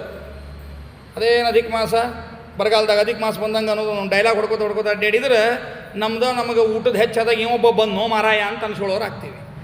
ಬರಗಾಲದಾಗ ಅಧಿಕ ಮಾಸ ಬಂತು ಅಂತ ಈಗ ಅಂದೇವ ಅಂದ್ರೆ ಪುರುಷೋತ್ತಮನಿಗೆ ತಿರಸ್ಕಾರ ಮಾಡೀವಿ. ಇಂಡೈರೆಕ್ಟಾಗಿ ಯಾರಿಗೆ ತಿರಸ್ಕಾರ ಮಾಡೀವಿ? ಪುರುಷೋತ್ತಮನಿಗೆ ತಿರಸ್ಕಾರ ಮಾಡೀವಿ. ಬರಗಾಲದಾಗ ಅಧಿಕ ಮಾಸ ಅಲ್ಲಿಗೆ ಹೊಟ್ಟಿಗೆ ಇವ್ ಹಾಕ್ತಾನೇನು? ಒಬ್ಬಕ್ಕೆ ಮುದುಕಿದ್ಲ ಅಂತ ತಿರುಪತಿಗೆ ಹೋಗ್ಯಾಳ ಪಾಪ. ದರ್ಶನಕ್ಕಂತ ನಿಂತಾಳ, ಲೇಟ್ ಮಾಡಿ ದರ್ಶನ, ಊಟಿಲ್ಲ, ಹಿಂಗೇನೇನೋ ಪಾಪ ಅವ್ಯವಸ್ಥೆ ಆಗಿದೆ ಅಕ್ಕಿ. ಅದಕ್ಕೆ ಅಕ್ಕಿ ಅಂದಂತ, ಏನಪ್ಪ ವೆಂಕಪ್ಪ ಎಷ್ಟು ತ್ರಾಸು ಕೊಡ್ತೀವೋ ಮಾರಾಯ, ನೋಡಮ್ಮ ಉಡುಪಿ ಕೃಷ್ಣ ಹೆಂಗೆ ಕೊಡ್ತಾನೆ, ಊಟ ಕೊಡ್ತಾನೆ, ದರ್ಶನ ಕೊಡ್ತಾನೆ, ಹೀಗೆಲ್ಲ ಕೊಡ್ತಾನೆ ಅಂತಕ್ಕೆ ಅಂದು ಮಲ್ಕೊಂಡ್ಲಂತ. ಆಕೆ ಕನಸ್ನಾಗ ವೆಂಕಪ್ಪ ಬಂದು ಹೇಳಿದ್ನಂತ, ಇಲ್ಲಿ ನಾ ಇದ್ದೀನಿ, ಅಲ್ಲಿ ನಿನ್ನ ಮಿಂಡಿದಾನೆ ಅಂತ ಕೇಳಿದ್ನಂತ ಭಗವಂತ. ತಾತ್ಪರ್ಯ ಏನು ಅಂದ್ರೆ ನಾನು ಅವನೇ ಅಲ್ಲಿ ಆ ರೀತಿಯಾಗಿ ಅನುಗ್ರಹವನ್ನು ಮಾಡ್ತೀನಿ, ಇಲ್ಲಿ ಈ ರೀತಿಯಾಗಿ ಅನುಗ್ರಹ ಮಾಡ್ತೀನಿ, ಅದನ್ನು ಭಾವನಾ ತಿಳ್ಕೊ ನೀನು ಅಂತ ಭಗವಂತ ಹೇಳಿರ್ತಕ್ಕಂತಹ ಮಾತನ್ನು, ಕಥೆಯನ್ನು ಕೇಳ್ತೇವೆ ನಾವಿದು. ಅಂದರೆ ಭಗವಂತ ಒಂದೊಂದು ರೀತಿಯಾಗಿ ಅನುಗ್ರಹವನ್ನು ಮಾಡ್ತಾ ಇದ್ದದ್ದನ್ನು ಆ ದೃಷ್ಟಿಯಲ್ಲಿ ಕಾಣಬೇಕು. ಅದೆಲ್ಲ ಬಿಟ್ಟು ಇಂಡೈರೆಕ್ಟಾಗಿ ಬಯ್ಯೋ ಭಾಷಾನ ನಮ್ಮ ಇಂಡೈರೆಕ್ಟ್ ಬೈದಂಗೆ ಅದು. ಬರಗಾಲದಾಗ ಅಧಿಕ ಮಾಸ ಬಂದಂಗೆ ಅಂತಂದ್ರೆ ಏನಂತ ಅರ್ಥ ಅದು? ಏನೇ ಬರಗಾಲದ ನಾನು ಹೇಳ್ರಿ ನೋಡೋಣ. ದೇಶದೊಳಗೆ ಪೆಟ್ರೋಲ್ ಸಿಗಲಿಕ್ಕತ್ತಿಲ್ಲ ಅಂತಂದ್ರೂ ಸಹಿತ ಎಲ್ಲರೂ ಬೈಕ್ನಾಗ ಕಾರ್ನಾಗ ಬೇಕಾದಂಗೆ ಓಡಾಡ್ಲಿಕ್ಕತ್ತೀರಿ, ಹೌದಲ್ಲ? ಅಂಥ ಬರಗಾಲ ಏನು ಬಂದಿಲ್ಲ. ಸುಳ್ಸುಳ್ಳೆ ಬರಗಾಲದಾಗ ಅಧಿಕ ಮಾಸ ಅಂತಂದು ನೆಗೆಟಿವ್ ಮಾತಾಡಿ ಹೀಗೆ ದೌರ್ಭಾಗ್ಯವನ್ನು ಪಡೆಯೋದು ಬೇಡ. ಈ ಜನ್ಮದಲ್ಲಿ ಸತ್ತ ಮೇಲೆ ಈ ಜನ್ಮದಲ್ಲಿ ಕುಂಭೀಪಾಕ ನರಕ, ಮರುಜನ್ಮ ಹುಟ್ಟಿ ಬಂದಾಗ ಎಲ್ಲರಿಂದ ತಿರಸ್ಕೃತ. ಯಾಕೆ ಬೇಕು ರೀ ಅದು? ಹೋಲಿಪ ಏನು ಲಕ್ಷಗಟ್ಟಲೆ ಖರ್ಚಾಗ್ತದೆ, ಅದಕ್ಕೆ ಮಾಡೋದು ಬೇಡ ಅಂತ ಅನ್ನೋದಾಗಿದ್ದರೆ ಬಿಡ್ರಿ ಎನ್ಬೋದಿತ್ತು. ಏನು ಖರ್ಚೇ ಇಲ್ಲ. ಹಬ್ಬ ಅಂದರೆ ನಿಮಗೆ ನೀವು ಮನೆ ಒಳಗೆ ಮಾಡಿದಿರಿ ಅಂತ ತಿಳ್ಕೊಳ್ರಿ, ಮನೆ ಒಳಗೆ ಮಾಡ್ತೀರಿ ಅಂದ್ಕೊಳ್ರಿ, 1,000 ರೂಪಾಯಿದೊಳಗೆ ಅಷ್ಟು ಬಗೆ ಹರಿದು ಹೋಗಿರ್ತದೆ ನಿಮ್ಗೆ. ಅಪೂಪದಾನ, ತುಪ್ಪ ಎಷ್ಟು ಬೇಕಾಗ್ತದೆ, ಅಕ್ಕಿ ಎಷ್ಟು ಬೇಕಾಗ್ತದೆ, ಅದಕ್ಕೆ ಬೆಲ್ಲ ಸಕ್ಕರೆ ಎಷ್ಟು ಬೇಕಾಗ್ತದೆ, ಮೇಲೆ ಏನು ಗಸಗಸಿ ಉದುರಿಸ್ತಿರಲ್ಲ ಅದಕ್ಕೆ ಎಷ್ಟು ಬೇಕಾಗಿದೆ. ನಿಮ್ಮ ಕಡೆಗೆ ಈ ಕಂಚಿನ ತೊಗೊಳಿಕ್ಕೆ ಇದ್ದಿದ್ದಿಲ್ಲ, ಹಿತ್ತಾಳಿದಿದ್ದಿಲ್ಲ, ಎಲೆ ಒಳಗೆ ಕೊಡು. ಇದ್ರೂ ಎಲ್ಯಾಕೆ ಕೊಡಬೇಡ. ಮತ್ತು ದೇವ್ರ ಸಂಪತ್ತು ಕೊಟ್ಟಾಗೂ ಎಲ್ಯಾಕೆ ಕೊಟ್ಟಿ ಅಂದ್ರೆ ಮತ್ತು ಮುಂದಿನ ಜನ್ಮಕ್ಕೆ ಹಂಗದ, ಹಂಗೆ ಮಾಡ್ಲಿಕ್ಕೆ ಹೋಗ್ಬೇಡ. ಕಾಂಸ್ಯ ಪಾತ್ರನೇ ಶ್ರೇಷ್ಠವಾಗಿರ್ತಕ್ಕಂಥದ್ದು, ಅದರೊಳಗೆ ಕೊಡ್ಬೋದು. ಅಷ್ಟು ಶ್ರೀಮಂತಿಕೆ ದೇವರು ಕೊಟ್ಟ ಯಾರಿಗೂ ಏನು ಅಷ್ಟೇನು ಬಿಟ್ಟಿಲ್ಲ. ಇಷ್ಟೆಲ್ಲ ಊಟಕ್ಕೆ ಹಾಕಿ ಕೊಡಬೇಕು. ಊಟಕ್ಕೆ ಹಾಕ್ಲಿಕ್ಕೆ ಆಗಲಿಲ್ಲ ಹೋದಲ್ಲ, ಮನೆಗೆ ಕರೆದು ಸೀದಾ ಕೊಟ್ಟು ಈ ವಸ್ತು ದಾನ ಮಾಡಿ ಕೊಟ್ಟು ಕಳಿಸಿದ್ರು ಸಾಕು, ಪುಣ್ಯ ಬರ್ತದೆ. ಇದು ಸೀದಾ ಕೊಟ್ಟು ಅಕ್ಕಿ ಬ್ಯಾಳಿ ಬೆಲ್ಲ ಕೊಟ್ಟು ನೀವು ತೊಗೊಂಡು ಮನೆಯೊಳಗೆ ಮಾಡ್ಕೊರಿ, ನಮ್ಮ ಹೆಸರಲ್ಲೇ ಮಾಡ್ಕೊರಿ ಅಂತೇಳಿ ಕೊಟ್ಟದನ್ನು ಕೊಟ್ಟಾಗಲೂ ಏನಾಗ್ತದೆ, ಏನು ಖರ್ಚು ಹೋಗ್ತದೆ? ಅದೆಲ್ಲ ಬಿಟ್ಟು ದವಾಖಾನೆಗೆ ಬಿಲ್ ಹಾಕೋದಕ್ಕಿಂತಲೂ ಕೂಡ ಬಿಟ್ಟಿದ್ದಕ್ಕೆ ದೇವರಂತೂ ಬಿಡುವುದಿಲ್ಲ. ಮತ್ತೀಗ ಅನ್ನೆಸೆಸರಿ ದವಾಖಾನೆಗೆ ಬಿಲ್ ಹಾಕಿಸ್ತಾನೆ, ಇಲ್ಲ ಸಾಮಾನ್ಯ ಕೆಡಿಸ್ತಾನೆ, ಬಿಡುವುದೇ ಇಲ್ಲ. ಅಷ್ಟು ಮಾಡೋದನ ಬಿಡುವುದೇ ಇಲ್ಲ. ಅದನ್ನು ಮಾಡಿ ಪುಣ್ಯವನ್ನು ಸಂಪಾದನೆ ಮಾಡಿಕೊಂಡು ಎಲ್ಲ ಜನರಿಂದನೂ ಮಾನಿತನಾಗಿ ಕುಂಭೀಪಾಕಕ್ಕೆ ಹೋಗಲಾರದೆ ಇರುವ ಜೀವನ ಯೋಗ್ಯವೋ ಅಥವಾ ಕುಂಭೀಪಾಕಕ್ಕೆ ಹೋಗಿ ಬಂದು ಎಲ್ಲರಿಂದಲೂ ತಿರಸ್ಕೃತನಾಗುವ ಜನ್ಮ ಒಳ್ಳೆಯದು, ನಿಮಗೆ ಬಿಟ್ಟದ್ದು ಅಂತ ಈ ಸಂದರ್ಭದಲ್ಲಿ ನಾನು ನಿಮಗೆ ಹೇಳ್ತಾ ಅಂತಹ ಏನು ಅಧಿಕ ಮಾಸ ಇದೆ ಅದರ ಮಹತ್ವವನ್ನು ತಿಳಿಸಿಕೊಡ್ತಾನೆ. ಅನಂತರದಲ್ಲಿ ಭಾಳ ಚಂದ ಹೇಳ್ತಾನೆ ಭಗವಂತ. ಕುಮಾರಿ ವಿಲಾಪ ಅಂಥೇಳಿ 8ನೇ ಅಧ್ಯಾಯ ಪ್ರಾರಂಭವಾಗ್ತದೆ. ಅಲ್ಲಿ ಆ ಪ್ರಸಂಗ ಅಧಿಕ ಮಾಸ ತಿರಸ್ಕಾರ ಮಾಡಿದರೆ ಏನು, ಅಧಿಕ ಮಾಸ ಪುರಸ್ಕಾರ ಮಾಡಿದರೆ ಏನು, ಈ ವಿಷಯವನ್ನು ನಾಳೆ ದಿವಸ ತಿಳಿಯುವಂತಹ ಪ್ರಯತ್ನವನ್ನು ಮಾಡೋಣ.